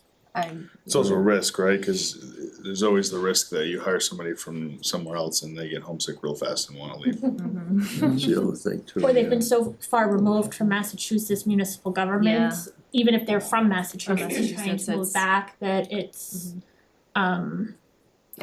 I just, I don't see us being in a position to offer any sort of travel expenses for candidates that are looking to interview, or relocation expenses if we decide we like a candidate from California that's. Yeah, I mean, if they were a Negotiate that or- top quality candidate, Yeah. their expectation of salary was well within our means, and they were, you know, had reason to move back here, like they were from here, or they had family, you know, they proved to us that, then I could see a world in which it makes sense, but to your point, we don't have the money to be spending thousands on airfare and hotels and. And I do like your comment about, if we wanna use the expanded area, we have the ability to do that. If we can't find somebody that we want, okay. and I think that could be a Yeah. question for the Collins Center, like, my question for the Collins Center is advertising costs. Right. And where those costs go, and then I guess if the board wants to post to ICMA just to broaden the horizons, kind of the net, I think we could, depending on what the cost is, Right. and get a sense from the Collins Center, because, and David, I don't know if you have a sense either, just kind of knowing what the market is ICMA going to get us that much more bang for our buck? And I don't know that answer, Yeah.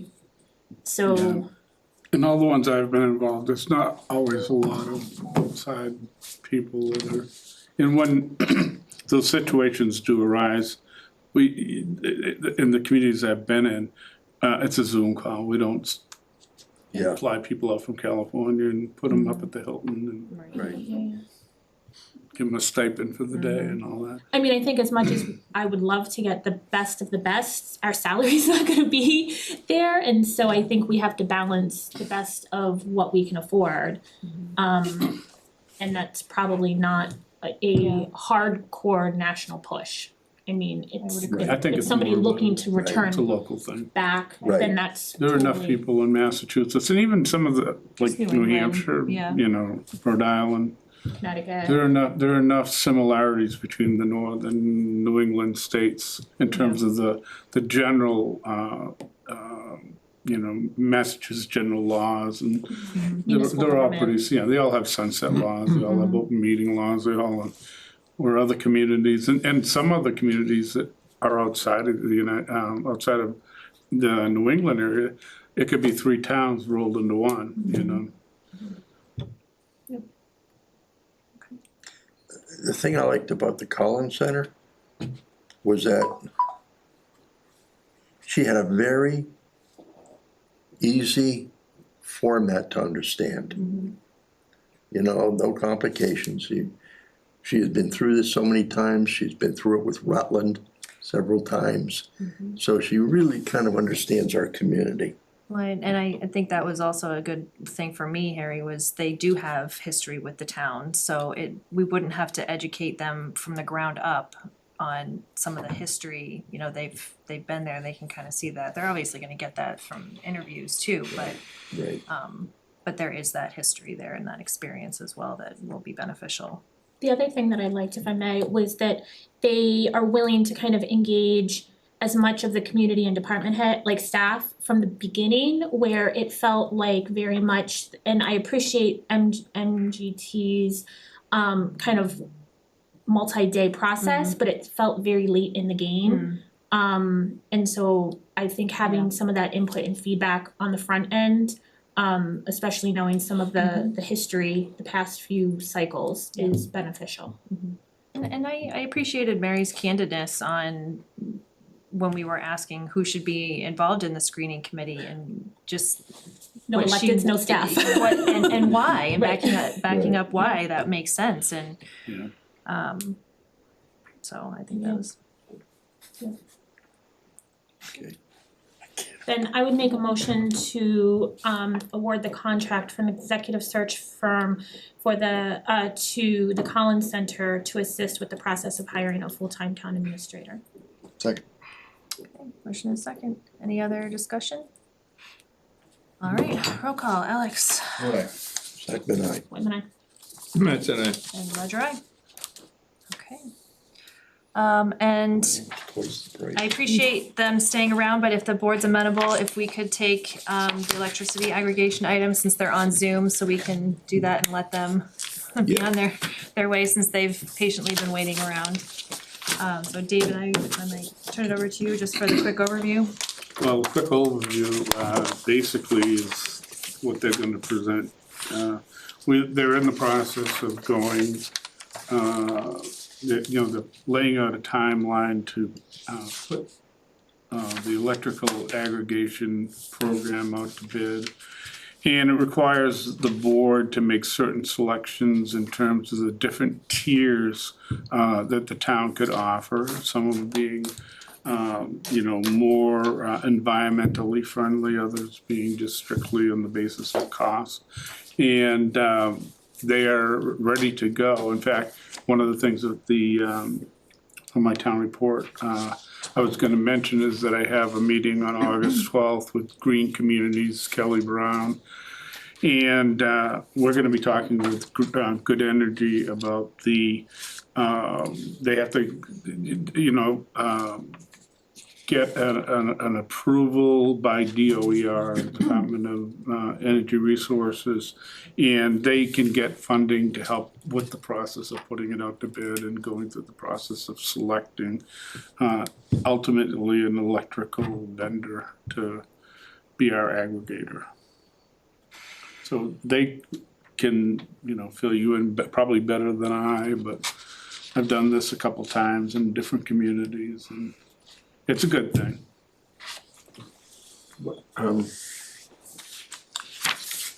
Are they still on? Yes, excuse me, they're still on. Is there anything additional that you would, I apologize, I don't have your names in front of me. No, yes, I do. No problem. Hello. I'll just introduce myself. Thank My you. name is Rafila Rahman. And this is my colleague Courtney Van Huffel. We're from Good Energy LP. And we do municipal aggregation for various cities and towns in Massachusetts. So I work as the sustainability and engagement strategist. And I will be the aggregation plan development lead. And Courtney, I'll just let you introduce yourself. Yes, hi, I'm Courtney Van Huffel, and I will be the client manager for the Rutland Community Electricity Program. Looking forward to working with you guys. Thank you for being here and your patience this evening.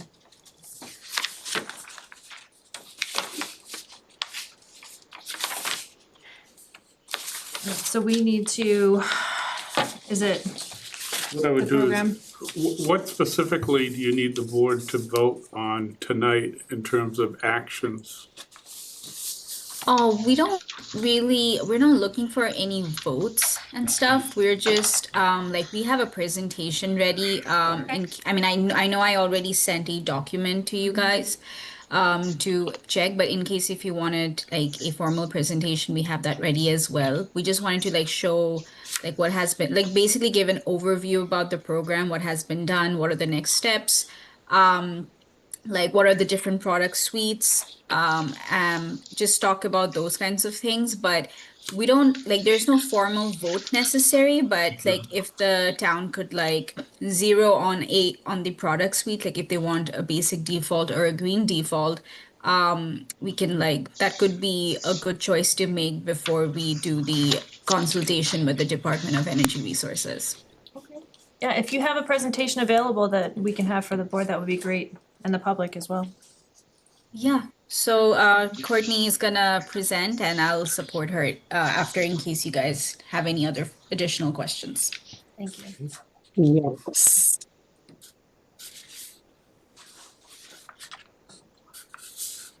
Okay, so tonight, as Rafita mentioned, we're here to give a brief overview of the draft plan for Rutland Community Electricity, the aggregation program, and kind of discuss next steps.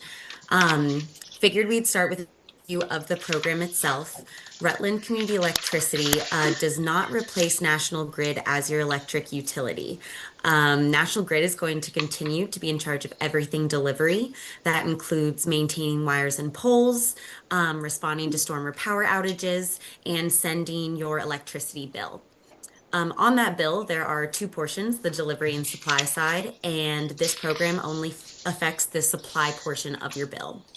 The main benefits of the program are really about the competitive pricing, the stability offered, and cleaner electricity options. Discuss those things more, but I do want to note that National Grid changes their supply rates every 6 months. Their supply rates are called basic service rates, and future savings cannot be guaranteed because those future 6-month rates are currently unknown. But very much so, another perk of the program is that the aggregation program does not disrupt any of the existing benefits that already exist on your National Grid bill. Examples of this could be a low income billing discount or benefits for solar net metering customers and budget billing.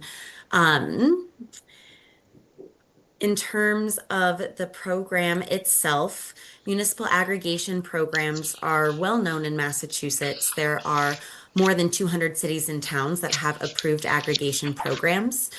And at this point, more residential customers are now served by aggregation programs in terms of their supply rather than a utility's basic service, so National Grid's basic service.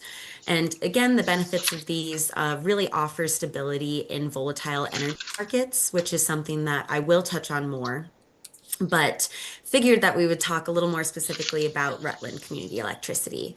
So on May 10th, 2025, a town meeting authorized the municipal aggregation program, and the town then contracted with Good Energy as consultant to develop, plan, and manage day-to-day operations. That really means working one-on-one with the suppliers and fielding customer support, amongst other things. And we have had an introduction meeting between the town administrator and Good Energy just to discuss the aggregation plan development that we are currently in the process of. In terms of what comes next, we're here with today's presentation, and we have discussed this consultation with the DOER, the Department of Energy Resources. Essentially, we're going to move forward with developing the aggregation plan and initiate a 30-day public review process. There's an advertisement campaign of sorts with social media, cable access slide, community organization flyers, and these just really go through and say, hey, this is happening. Have this month to read the plan, ask questions, leave comments, and at the end of this 30-day period, there will be a public hearing or public meeting, and comments or questions will still be accepted after this public hearing. And from there, the town can approve the plan and submit to the Department of Public Utilities, and then can move forward with a competitive bidding process. In terms of the plan details, the goals of the program really orient around the town of Rutland will be able to leverage its bulk purchasing power to secure more competitive rates and more favorable terms and conditions through the program. This broadens consumer options for electricity supply choices while offering the stable rates in a volatile electricity market, and it does promote and utilize clean energy sources.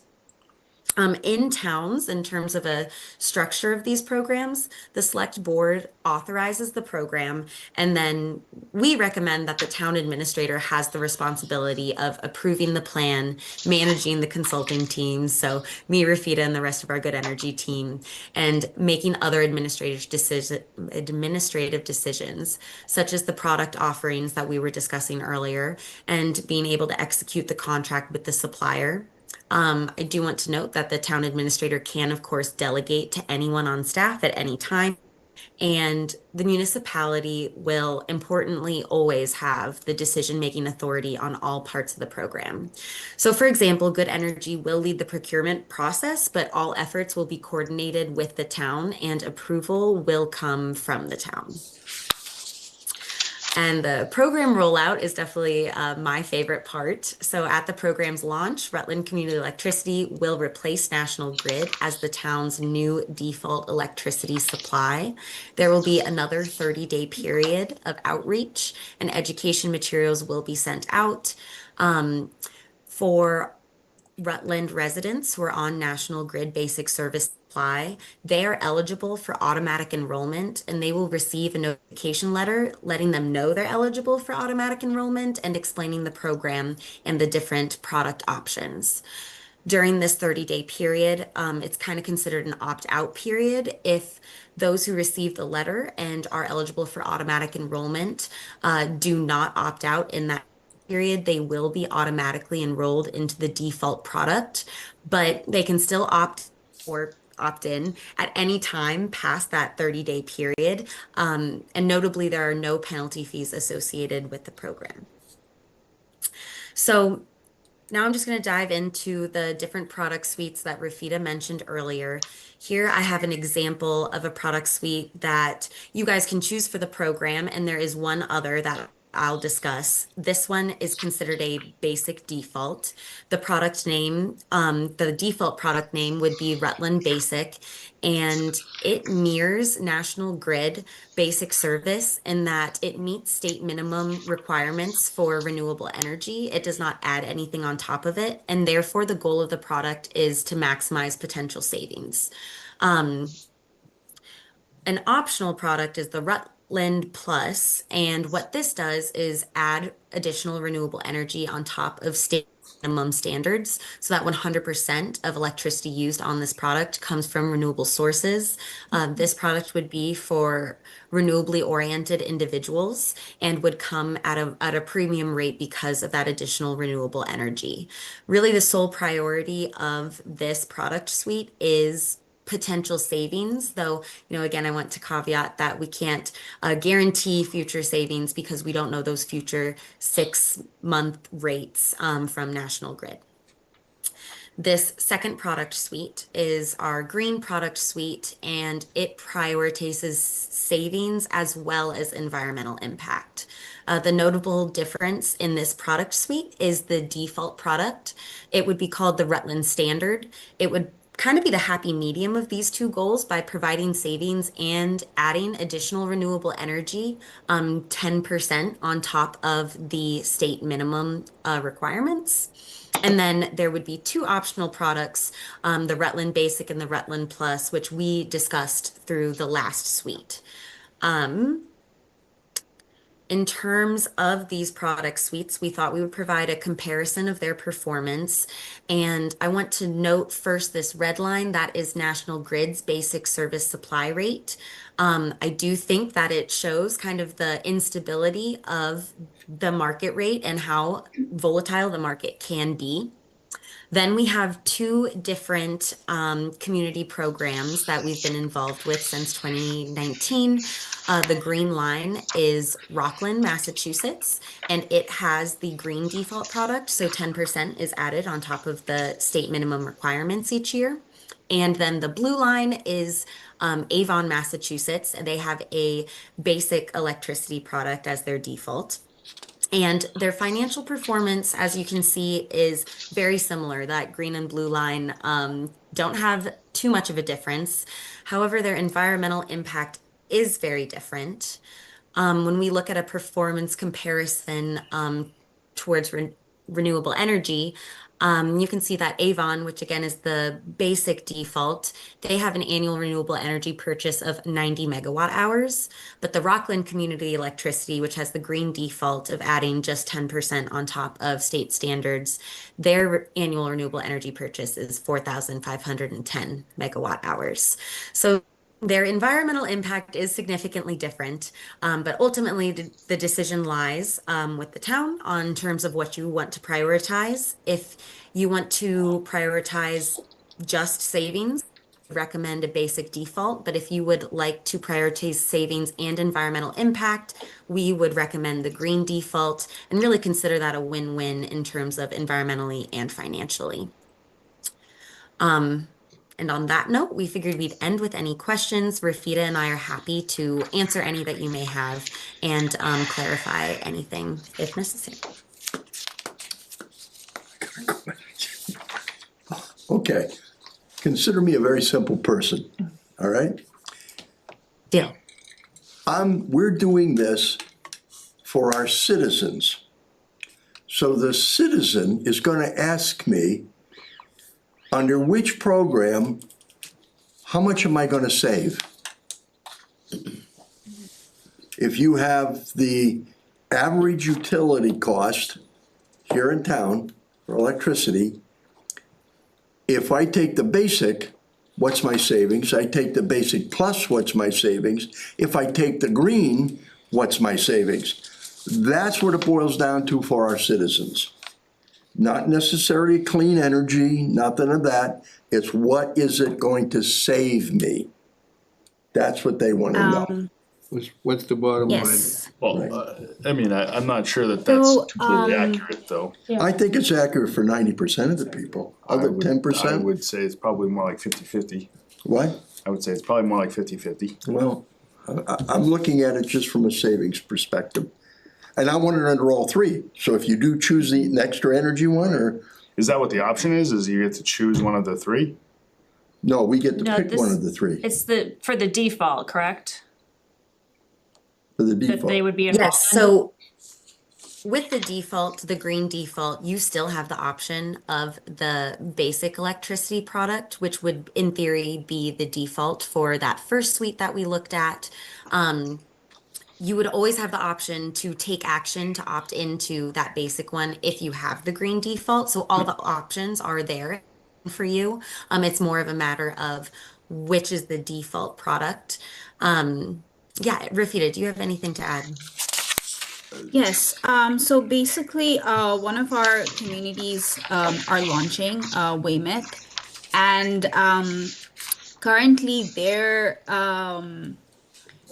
standard product, I mean, they have standard product is 14.2 cents, and their Weymouth and their premium product is 15.4 cents, and they also have National Grid, which is currently 15.4 cents, 4.84 cents as well. And so let's say Weymouth's or like monthly energy usage is about 500 kilowatt hour. So we actually in our when this program is going to launch, we're gonna have a calculator in Rutland's program website, and residents can actually put in their electricity usage if they know, and it will automatically calculate for them. But let's say for this example, for if you put 500 kilowatt hour, their National Grid monthly supply cost is about $77.42, whereas their default is $71.25, and their premium product is $77.05. So their monthly savings for their default is $6.17, but their annual savings is $77. Whereas for the premium product, their monthly savings is about like less than, I don't know, about $0.3, but their annual savings is about $5. But since most people are going to be in the default product, the $75 annual savings is not a bad deal at all. But this is also something, and plus, Weymouth has secured a contract with us for 15 months. So these prices that they got, it's going to stay secure for 4 years. Whereas National Grid, as Courtney said, is going to change every now and then. And as you can see, Courtney, can you go to the graph? Of course. Yeah, as you can see that during 2023, there was a huge lapse in the energy market where the utility prices went up to 33 cents. So, but at that time, like Rockland was around 15. No, I think Rockland was about 12 cents and Avon was 10 cents. So no, Rockland was 11 cents and Avon was 10 cents. So can you imagine the kind of the kind of money that people saved during that time? So that is what Courtney was saying over and over again, that the stability that people get through this program is what eventually leads to a lot of savings. So just to clarify, on the two plans that got presented, all three options are available for both plans. It's just a matter of which one that the customers are defaulted to. So on the green default plan, all three options are available. On the basic default plan, that kind of happy medium of offering only 10% additional energy on top of state requirements, that is not available. So it's 2 products versus 3 products. So in the 2 products, the basic product is the default. And there's just one optional product, which is the 100%. But if you choose product suite number 2, then the happy medium that Courtney was talking about with the 10% additional renewable energy, that is going to be the default product. But then there's going to be 2 additional products. The basic, like people can opt down because that's going to be the cheaper option, and people can also opt up to Rutland Plus, which is the premium product. So it sounds like the green default would provide the customers with the most options to opt into other opportunities if they wanted to focus on, because Alex, I think I agree with you that there's probably a good portion of our population that is I don't want to say less concerned with savings, but equally concerned with the green energy piece. And so being able to provide those opportunities, and I think we just would, if that's how we would go, we would need to focus on the education piece, that this is a default, but you have the option if you need to prioritize or want to prioritize cost savings to opt into the basic default. Yeah, yes, definitely. Like we make standardized materials for all cities and towns. And then we definitely share them with the town, and you can, like, our plan is like it is kind of stringent in terms of it has to be within DPU guidelines, but all the educational materials we give out a standardized material format, but the town can definitely edit it any way they need to reach out to their citizens. So I'm gonna just follow up on Alex here. So if I'm an individual and the town selects the green energy one, I can still go to Rutland Basic and take that if I want. Yes. Yes. You Or I can. can do Yes, Rutland you Plus? can. I can do Rutland Plus or I can do Rutland Standard. I can do all So- 3. You could choose one at a time. Right, but I'm saying I have 3 options there.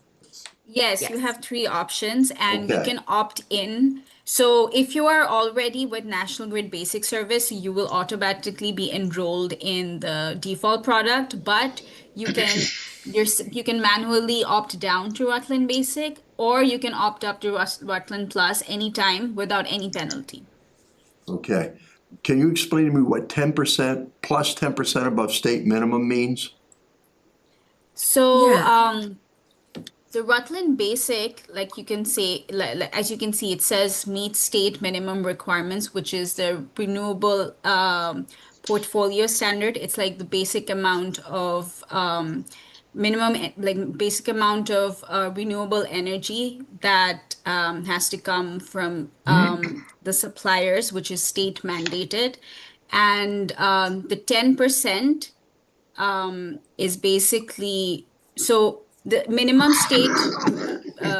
state mandate is 63%. So for Rutland Standard, which is a default product, they add 10%, which makes it 73%. So it goes, so the renewable portfolio standard goes 10% above the state standard. So that's what it means. But it won't change how much the savings are.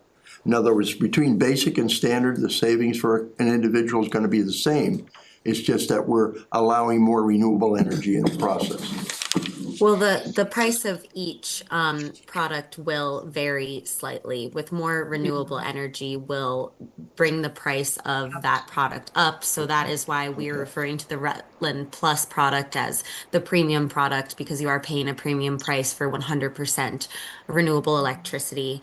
And something I would like to note too about the Rutland Standard, with something like a 10% above state minimum, that state minimum does change year to year, but that 10% number would continue to stay. So next year, if the state minimum is something like 65%, then it would be 75% in 2026. But we do know that that state minimum is 63% for 2025, and that would make the Rutland Standard 73% in 2025. I mean, if you offer all three of the Rutlands, I don't care what they choose. I mean, if some people want this, that's great. If I went home tonight and I saw my bill and I saw the kilowatt hours, how would I determine under those three plans what my bill would be? Based on the kilowatt hours I'm using. Yeah, so these rates So what rates are would I based. use? So through a competitive bidding process, these rates will come out, and the town will have the full authority on choosing which rates presented to them and for different time periods and concern to stability. So we don't have those exact rates yet, in that we would go through the competitive bidding process with you first. But we can say that the Rutland Basic is the one that will maximize potential savings, in that it's the most economic option.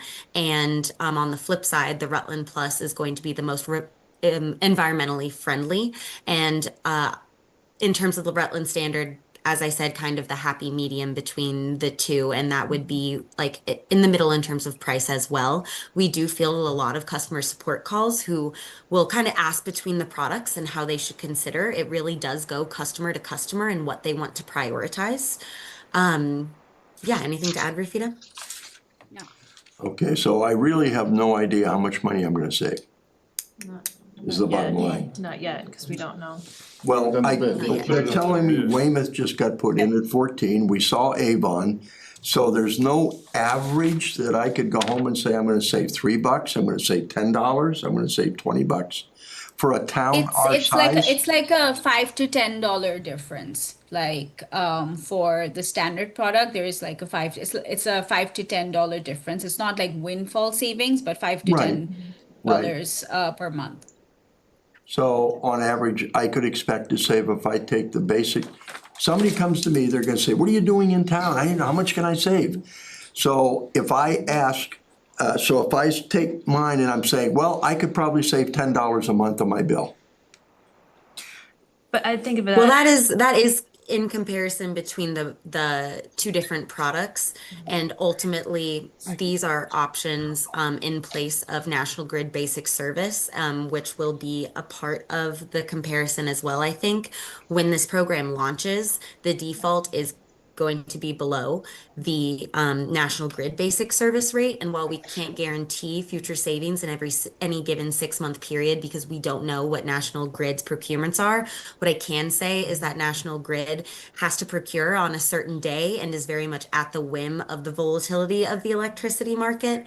And even if there is a 6-month period where the default rate or any of the rates are above National Grid, we do see in our programs that over a contract length or over a contract term, that those who remain in the program in that whole contract term do see savings overall. When it comes to like giving a specific number, that is difficult with the way that National Grid's procurement is set up on the 6-month basis. So I guess my best alternative is to go to your website and start learning about this and what the potentials and all that stuff are. For me, the more important thing is the stability. So I don't have to worry about having a $200 bill this month and then all of a sudden their rates change and next month it's $400. It's gonna seasonal. have, yeah, Right, it's gonna be That is a much important. more stable right. cost.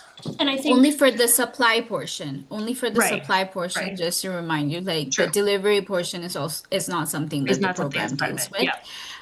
yeah. But I think also kind of going with that middle provides the opportunity for our residents that solely are concerned on the cost saving side. And then there are residents that are very much concerned on the environment side. And if there's not much cost difference between what they're paying now with National Grid supply and a lot more green. Right.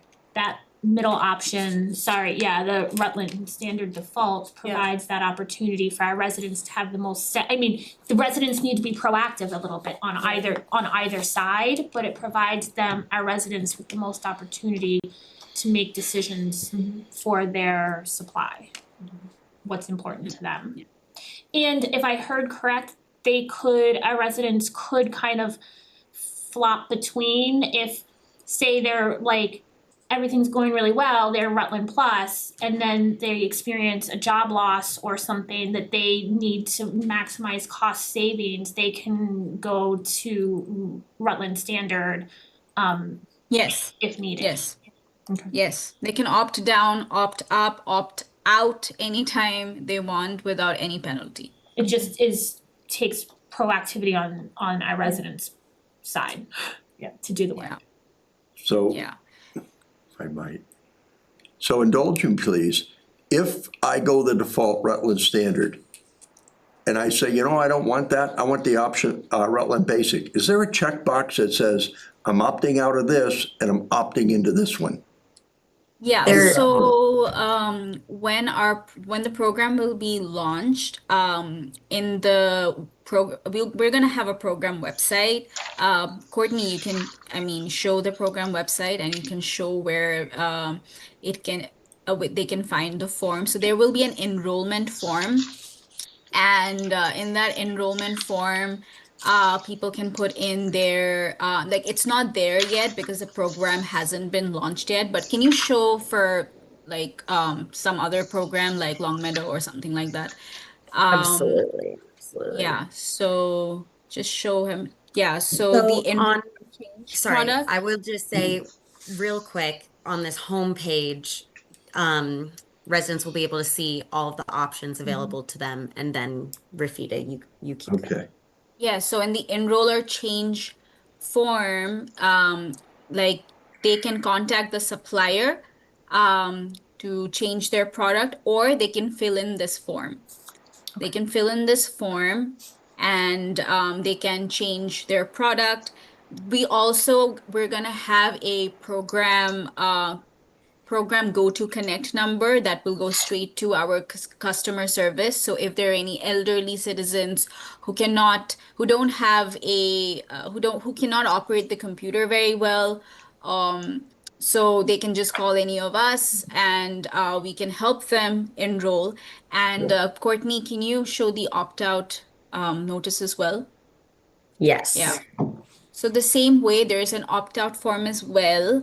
So if people don't want to be in the program anymore, they can fill in this, and that their information will be submitted, and they'll either reach us or the supplier, and they will be taken out of the program in 1 or 2 meter reads. And in the same way, they could call us again or the supplier to opt out of the program. So there's a online option, and there are 2 phone options. And in the same way that Rafita mentioned before a while back, that there's a calculator, any resident could come in here and type in an average amount of kilowatt hours and then see what their monthly supply cost will be on each product option, and also compared to their utility, which Longmeadow is Eversource, yours will be National Grid. Yeah. And just to confirm, that opt-out option, that would return them to National Grid as their supplier, not the Rutland program, correct? Yes. Correct. So do we have to opt out on one and then opt in on another? Or can you do the same thing on one particular page? So No, you don't have to. You can just, if you want to change a product, you can just go to the enroll or change product and then just Okay. fill in that information, and that can be done. You don't have to opt out and then opt in. Okay. The number of hours you enter, is that a total of the year? Whatever you're looking for, cost-wise. Okay. So if you look at your bill, you can put in, Yeah, it would be like per however- month. Yeah. I Yeah, know. however many your kilowatt hours are, if Yeah. you wanna add up your whole year, you can see.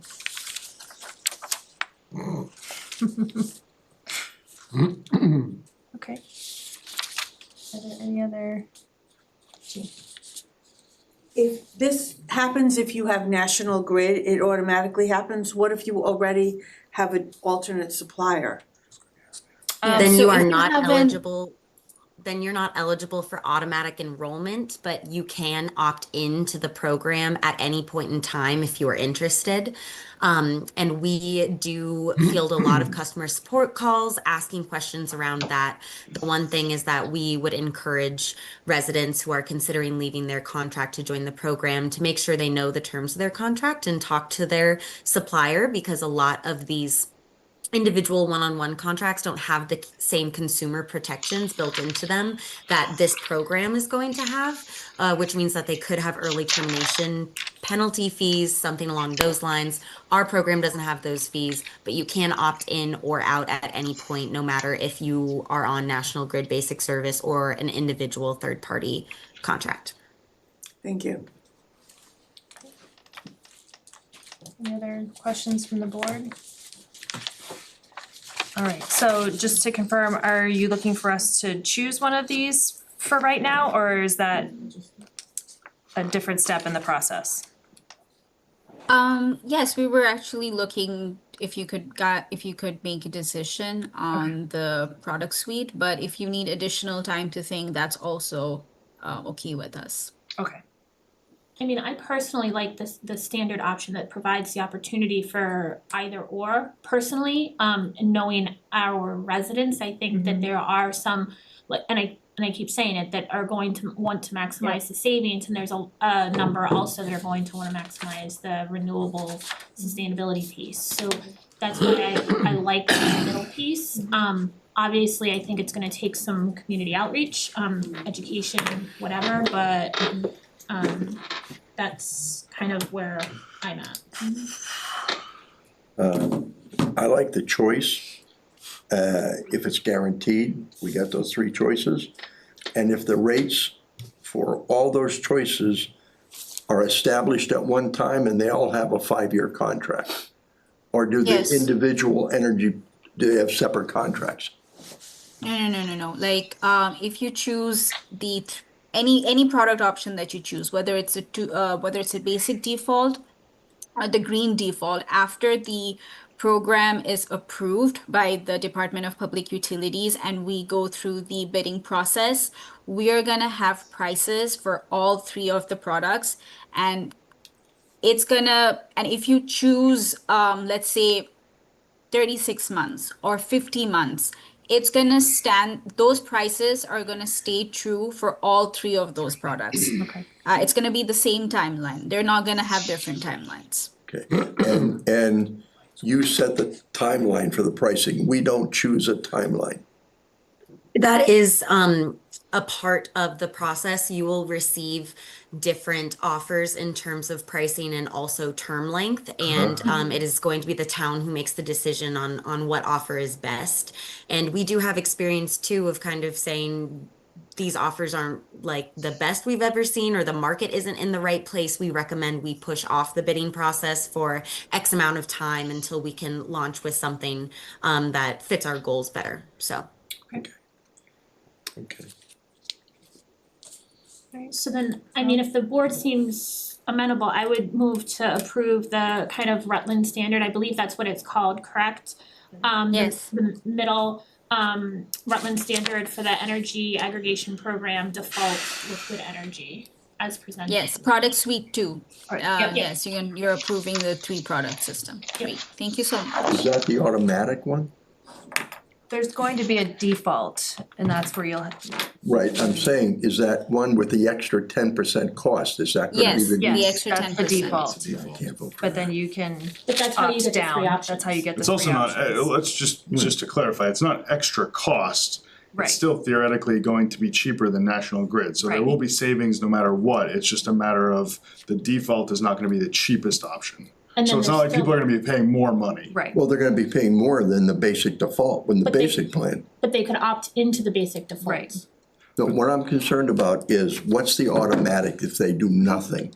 What's the automatic they go into?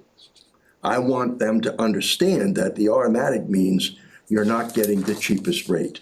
And I think that's what we can do via working with them in education, so we can see everything and they can know exactly which the default is and what option that they can change it to.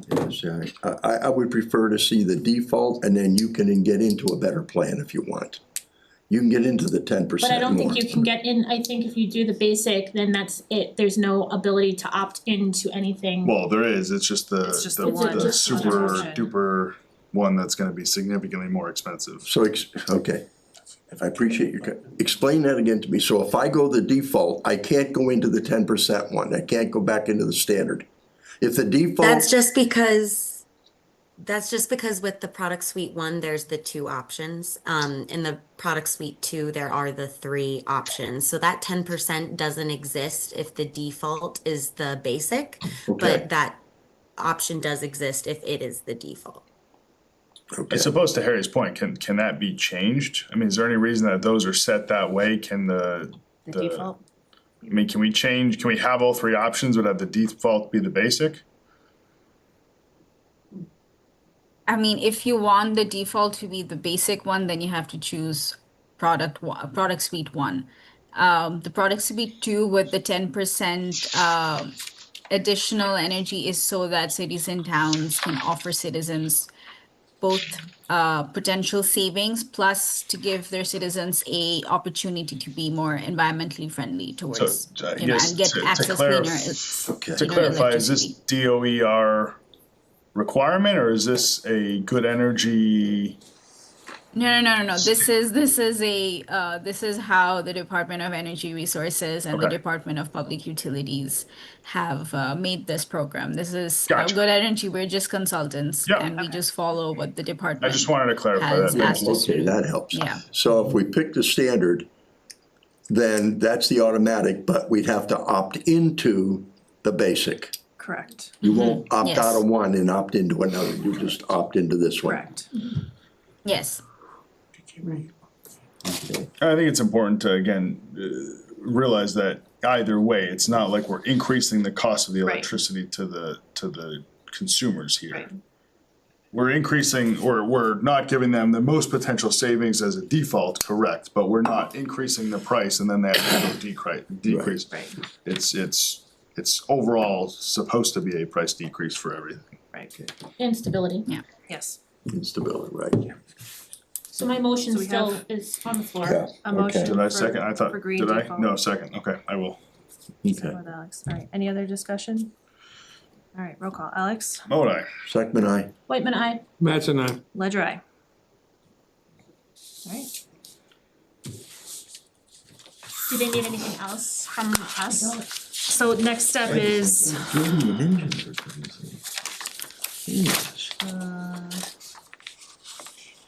Rafita, would you like our office to provide you with just like a memo that states which suite the board chose, and then you can take that for your consultation with DOER?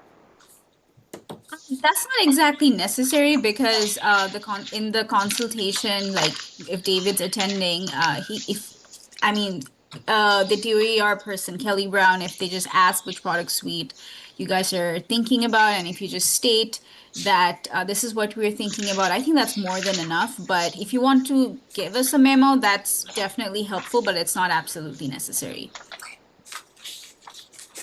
Okay, so for us, really, the next step is just wait to hear on when it looks like we need to schedule the public presentations and. Yeah. May I ask a question real quick? Rafita, is it, it says public hearing, is that, like we would follow like a public hearing process like we would under MGL, or is it more of a public info session? It can be whatever the town wants. So some towns have a very strict open meeting law, or they want their executive body to be present, so they want to do a public hearing. But then some communities, they don't want to get their staff involved, and they just want to have a more like a public meeting where people come and ask questions. So even that can be done, but anything can be done, anything that the town wants, but there are no formal votes necessary after that meeting. Perfect, yeah, I just didn't know if we had to do like legal advertising or anything like that, but knowing it's a little bit more flexible, we can definitely work with that with the board. Okay, that sounds good. Legal advertising as in like in order to advertise a public meeting and the public hearing or whatever, public hearing or public meeting, like we like a legal notice can be done in the newspaper. That is, I think, that is a DPU requirement, a cable access slide, and social media posts. All of these materials will be made and shared by Good Energy, so you don't have to worry about that. But we have a whole system, so it's it's done and trusted. Just a quick question. Are you a publicly traded company? Or are you private? We are private. Private, okay. Okay, alright, so sounds like we'll work with the office and we'll. Yep, we'll work with them. Thanks, Rafita, thanks, Courtney. Thank you very much, we appreciate it. No problem. Thank you for having us. Thank you for having us.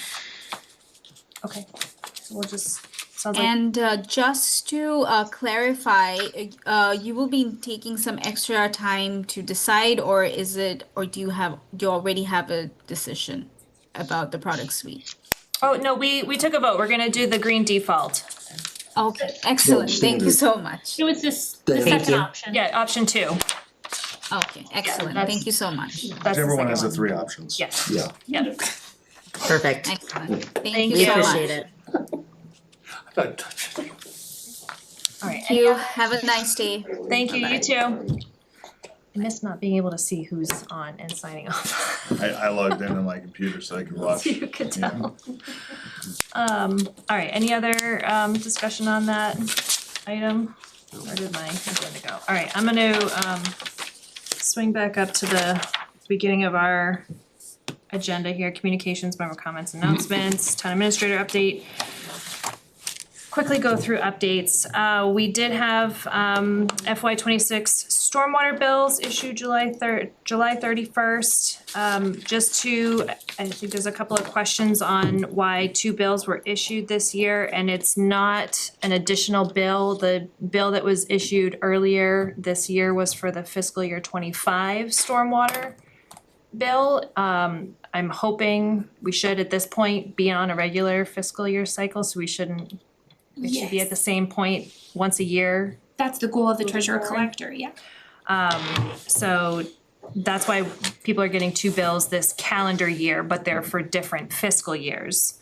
So again, the one that was issued is just for fiscal year 26, and again, we shouldn't hopefully get another one for another year from now. But there was no rate I was increase. gonna say, and there was no rate increase Correct. because it was funded, Right, what was approved at town meeting was fit in with the current correct. fees, And correct? Jen, if I can add, Yeah. there's information on the DPW's page on the website, so if anybody has questions or doesn't quite understand it, there's a pretty detailed explanation of what it is. And some FAQs and Yes. information, yep, thank you. We have a new library calendar that's been added to the town website, so any activities taking place for the month will be listed there. There's an option to subscribe for updates and any new events. Thursday, August 7th, this coming Thursday is Purple Heart Day, and Rutland has been a proud Purple Heart community since 2021. So the town hall and the town common lights will be lit up in purple in honor of that day. We have the Central Tree Times back in business, so our August edition was sent out and published today. And we'll be continuing those on a monthly basis, so keep an eye out for those. We have 2 new employees that started. We have Angela Green, who's the administrative assessor, and Jennifer Nason, who is the finance clerk. So if you're up in town doing any business, stop in and say hello and welcome to town. I was just gonna do a quick update. We have the update later on, but the flagpole, just Lou had already been in for public comment and just wanted to thank him again for his efforts and the considerable donations he's been able to raise to get that project completed. So we thank him again. Does anybody else have any other comments or announcements they wanted to? Just a question. On the library calendar, do they have the meetings on there? Do you mean like the library board of trustees meetings? Like other town meetings that have appointment, no, they don't have that yet. No, yeah, that, as you remember, was a conversation several months ago. I just don't think we've moved forward with it. So the calendar that's on there right now is essentially like community events that they're hosting. Okay. Yeah. I can always hope. Okay. Okay. Nothing else from the board? Alright, I'll let David do his All right. administrator update, please. Okay, first thing I had was just make mention of the Green Community DOER, the consultation that they just talked about that's been set up for August 12th at 1 p.m. I got a letter on Friday from the Cannabis Control Commission. I guess there's a form that needs to be completed. It's called the Equity Form Request. I'm not sure what that is. I've logged onto the page, but I haven't had a chance to actually look at what type of information that they're requesting, and I will be doing that over the next few days and submitting that document. I toured the Central Tree School in Wachusett Regional. Basically, it was just to show all of the things that are gonna need capital improvements on, and basically to show, specifically what's, they're doing and how they wanna improve the services that they're providing. And, certain things that came up, there's a garage in the high school that the floor has a big huge hole in it, and they had to repair that. They built a subsequent building behind it. The gym floor was laid on a rubber foundation, and it's hitting the stands, and they're gonna have to do something about that at some point.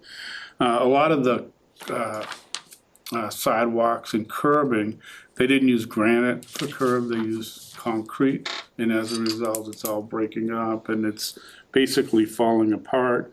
We saw the new kitchen at the Central Tree School. Just a whole bunch of little things that they're looking at and what they're planning to do as capital expenditures in the next few years.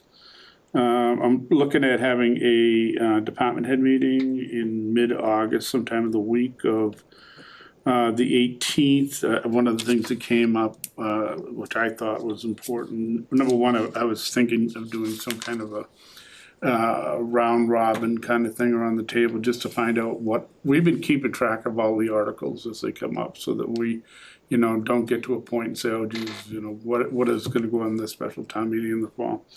But also just to try to get at what other projects might be out there that we might not be aware of, and sort of begin adding them to the list so that we have a comprehensive list of what's gonna be coming up in the fall.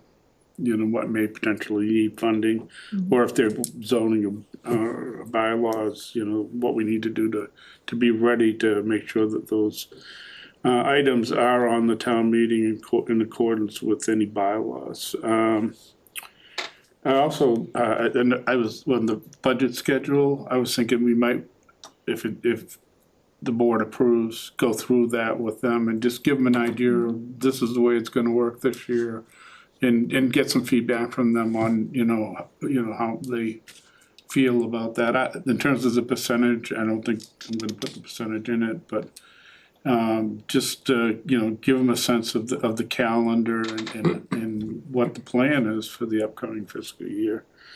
I did talk to Paul about the charter contract. He said that it has been changes made. He asked about having council take a review of it, and I'm agreeable to that, but I was wondering if maybe we should have an executive session, probably the next meeting, and just discuss what those changes are. So if the board wants to incorporate any additional changes, then we can send the document to council and have everything incorporated in one shot. Okay. That's on the charter, right? No, Spectrum contract. Spectrum Oh, charter, contract, the cable Spectrum. contract. I'm sorry, I thought you meant the charter, Cable, okay. Cable. Okay. So that's about it at this point. Any questions for David?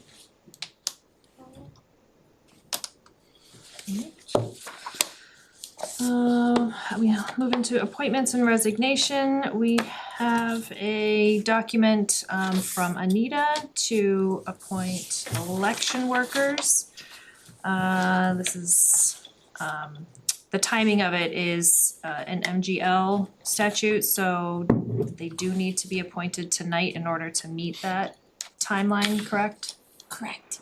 So we have it in our packets that Anita provided, the list of the election workers. Pretty standard, we've done this. I think a lot of these are people that just every year they volunteer. Are there any questions or discussion on this? Otherwise, I will entertain a motion to the slate as presented be appointed election officers for the town of Rutland pursuant to MGL Chapter 54, Section 12. So moved. Okay, is there a motion? Is there a second? Second, but I just have a comment. I don't think Anita's on, but I thought in the past she tried to balance the enrolled individuals. And I noticed that this is not necessary. I mean, I think it's done as best as capable, but I'm not 100% sure. So I just wanted to make sure that it's on the clerk's office radar, if that's a priority for the clerk's office. I don't really know, but I just wanted to make sure that that was. Jen, if I may, so I had a conversation with Ben and Anita, knowing that she was on vacation and unable to attend, and she said they did try their very best to do that. They did reach out to both parties as well and follow the internal process. Unfortunately, sometimes you're left with who's willing to volunteer, and so that was the challenge. But they did go through and follow the process, and then once they had the list of individuals, they did send it to both town committees as well. Okay. Great. As long as it's on their radar and we Yes. just keep that in Yep, mind. they tried their best. Each year, yeah, because I agree, I think we're at the mercy of who we have that's willing to work, so. But thank you for bringing that up. Yeah. So my second still stands. I just wanted to point it out. Thank you. Any other discussion? Motion and a second, roll call, Alex. Moon eye. Second, aye. Whitman, I. Mattson, aye. Ledger, all right. Alright, moving back to new business, the FY 2027 budget objectives documents. So this is something that I have put together. I don't plan for there or didn't intend for there to be any sort of in-depth discussion. This was just a topic that I wanted to introduce to the board for tonight. You know, we've had a lot of discussions about just handling of the budget process in general, and I think there were a lot of people that felt that things got started a little bit late last year, and just, you know, making sure that we had specific directives for department heads with which to use as formulating their budgets. So this was something that I actually had been paying attention in Paxton. They had a similar document in their past budget seasons where they had a guidance memo that they had sent out to their department heads and their committees with essentially this is the guidance you should use when you're formulating your budget for that fiscal year. And then they also, again, this was something that I had seen in Paxton that I really liked the idea of, is this budget increase request form. So for any department that has an item that exceeds whatever the guidance in the approved memo is, they would request that via this form, specifically outlining what it's for, what the change is increase, what type of change it is it a new increase, is it to reestablish a cost that was previously cut, is it a one-time, is it a recurring, just for, future planning purposes, so we know, is this something we're gonna have to account for every year, is this a one-time thing, something along those lines. So I just, again, wanted to introduce this is just draft, that none of this is set in stone. I want this to be an open discussion, for what we would like to see as a board for the upcoming budget, starting from, where do we wanna see, what's our baseline for an FY '27 budget. Again, just a lot of direction and guidance for departments and committees as they go through. It's very helpful, actually, well thought out. And then the schedule is on the back page as well. Again, we went through just to kind of see what was in there for meeting days, and when things could be presented.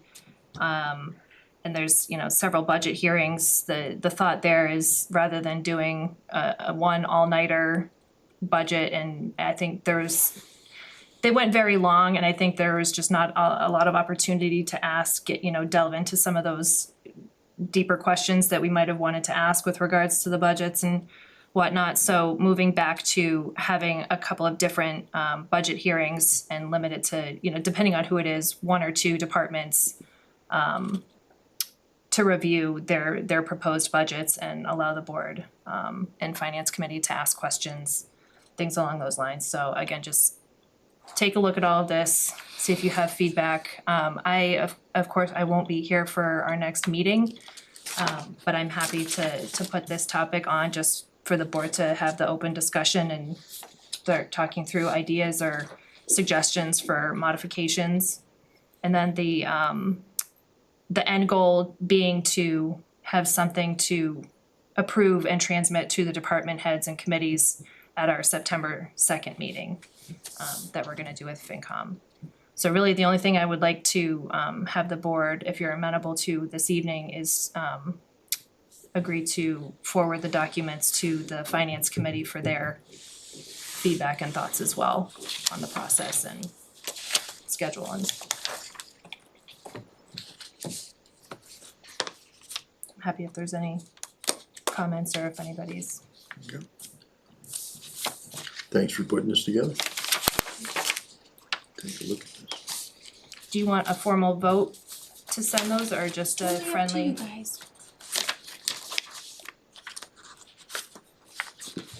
What's the board's preference? Is everybody agreeable to forwarding to the finance committee for thoughts? Does anybody feel like? For thoughts?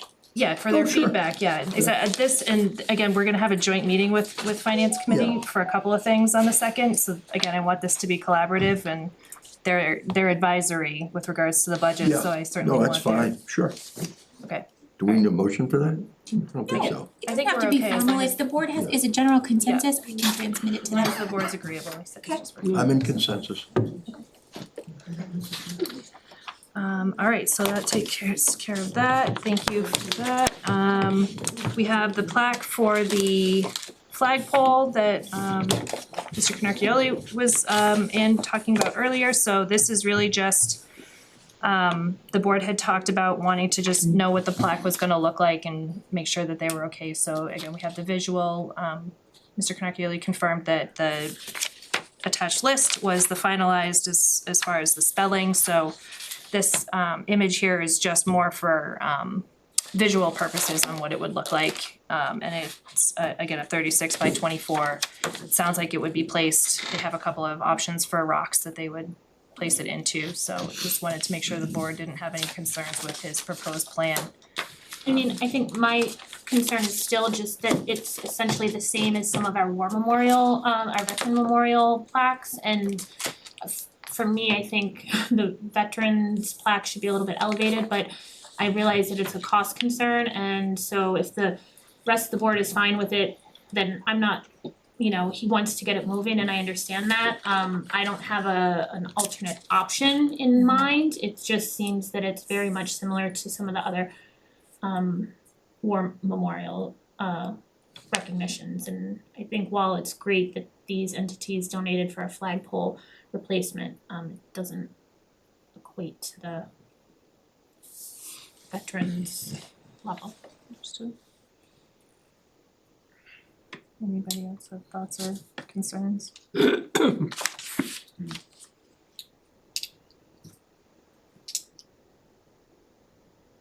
So then, I mean, that's my, I like, I don't have an alternate option, so Right. I guess then I would move to approve the design as presented for the plaque at the base of the new flagpole on the town common, with thanks to Mr. Canocchielli and all the donators. Donators. Donors, thank you. That's good. It's late. I understand where you're coming from. Yeah. Yeah. Donatees. The problem is if he's already told those people that this is what it's gonna look like, it's hard to change it at that point, so. Well, he could have come to us first, so. To be fair, he did. He did, and I think I No, voiced it no, at the no. time, but He wanted to show us what it was gonna look like, but he didn't have to promise them that that would be the thing, if that's what you're suggesting. Anyways, Well, there's a motion, do we have a second or no? Second. Any other discussion? Alright, Alex, What would I? I'm gonna abstain. wait a minute. Matt's and I. Ledger, alright, thank you to Mr. Canarchioli. Alright, and last item, we have a one-day liquor license. Get all my things here, for Rutland Sportsman's Club for, is it 2? Yes. 2 days, 2 events day, for the summer concerts. Okay, so they've already paid the fee for each event, $60 a piece, cause they're in town. And everything else is in order. Okay. Then I would move to approve the one-day liquor licenses for Rutland Sportsman's Club for August 22nd and September 5th, concerts on the town common as presented. Motions or a second? Second motion. Right, And just for conversation, I believe last time they were here, they were cash only, a cash only vendor. I think just for the public information, I think in the past, most of the other vendors have accepted Apple Pay or Oh, I cards or gotcha. whatever. So Okay, that's for the general public, yeah. gotcha. Alright, thank you. Alright, we have a motion and a second, any other discussion? Question? Gene? What are the two bands that are gonna be there? On the 22nd and the 9th? I'm curious why they kinda took those two, if that's what's Because left. we didn't have anybody else. Okay. Booty and the Jet and We and the Dog. The what and the dogs? We, W-E, and the Oh. Dog, Oh, okay. D-A-W-G, dog. Okay. And they came, they were here on the 18th, and they had a very successful night. And we're happy to have a local group that's interested in doing it. And it helps them out. And Okay, it helps good. the concerts out. Yeah, I appreciate that it's a Rutland entity, so Yeah. thank you and thank them. okay. We have a motion and a second, any other questions, discussion? Okay, Alex, What would I? Second, I. Matt, Wait, can I? Matt's and I. Ledger, aye. You slow down there. It's late. Alright, future agenda topics, so again, I won't be here for our next meeting, so Paul and I, if we need to check in on, well, next Monday, we usually have the draft agenda. But I think for right now, hopefully we can add the goals, discussion. I think we have some, like 50-50, so it's just, if you haven't submitted your goals, get your goals in. I can add if the board's amenable, the budget documents just for the public discussion, to start talking through that. As well as, start talking about a plan or ideas for the early budget education that we had talked about. Again, just kind of setting the stage, that, what did we wanna share with the public? I know we had some of the cable, employees had reached out saying that they would be willing to help with, videos or, some other format. We had talked about different media instead of just an public info session, so, we can talk through some ideas there for what we think, what the content of what we think would be valuable to share at this point, and how we think we wanna do with that. My only other question would be, I don't know what the Collins Center timeline is for the profile and everything. For goals and for the profile stuff, I think it's beneficial to have a full 5-member board for that, so I wanna be cognizant of everybody's attendance, but I don't know, 2 weeks is probably too quick for them to have something final, a final put together, but I just wanna keep that on our radar. Yeah, And to Leah's point, if it was necessary, would the board be amenable to having an off-night meeting specifically just to discuss that? Cause I imagine it could take a little while, and usually there's a lot of other things on the agenda, and especially for the September 2nd agenda for the joint meeting with the finance committee. I just didn't know if anybody's schedule would allow for like an off-night meeting. Are you talking about to discuss the goals or for the Collins Center? No, for the Collins Center, to talk about Okay. your profile and things like that. I think it might be something we'll need to keep in mind, depending on the timelines, just to keep it moving and.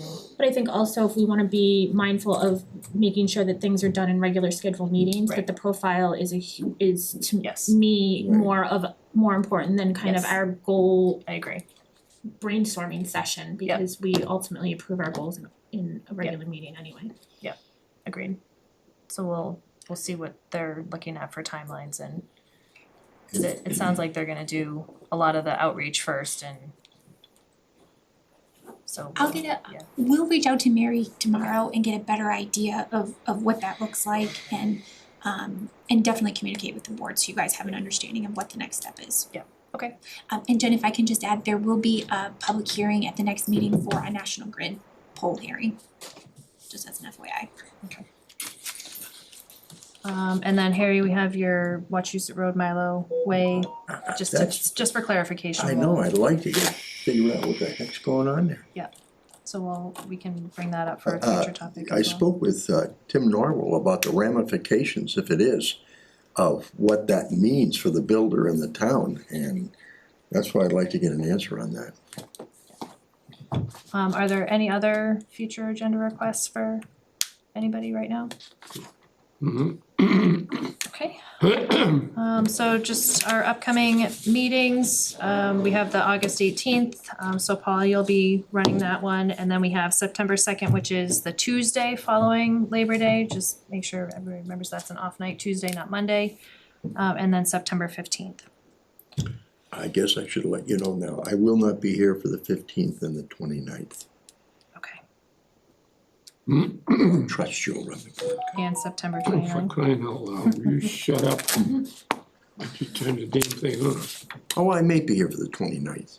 Okay. I'm coming back on the 27th, I think. I don't know. Alright, just keep us posted. Okay.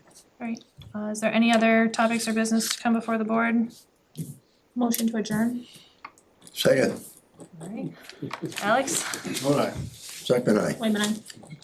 Ledger I. Adjourned at 8:54. Just get stuff.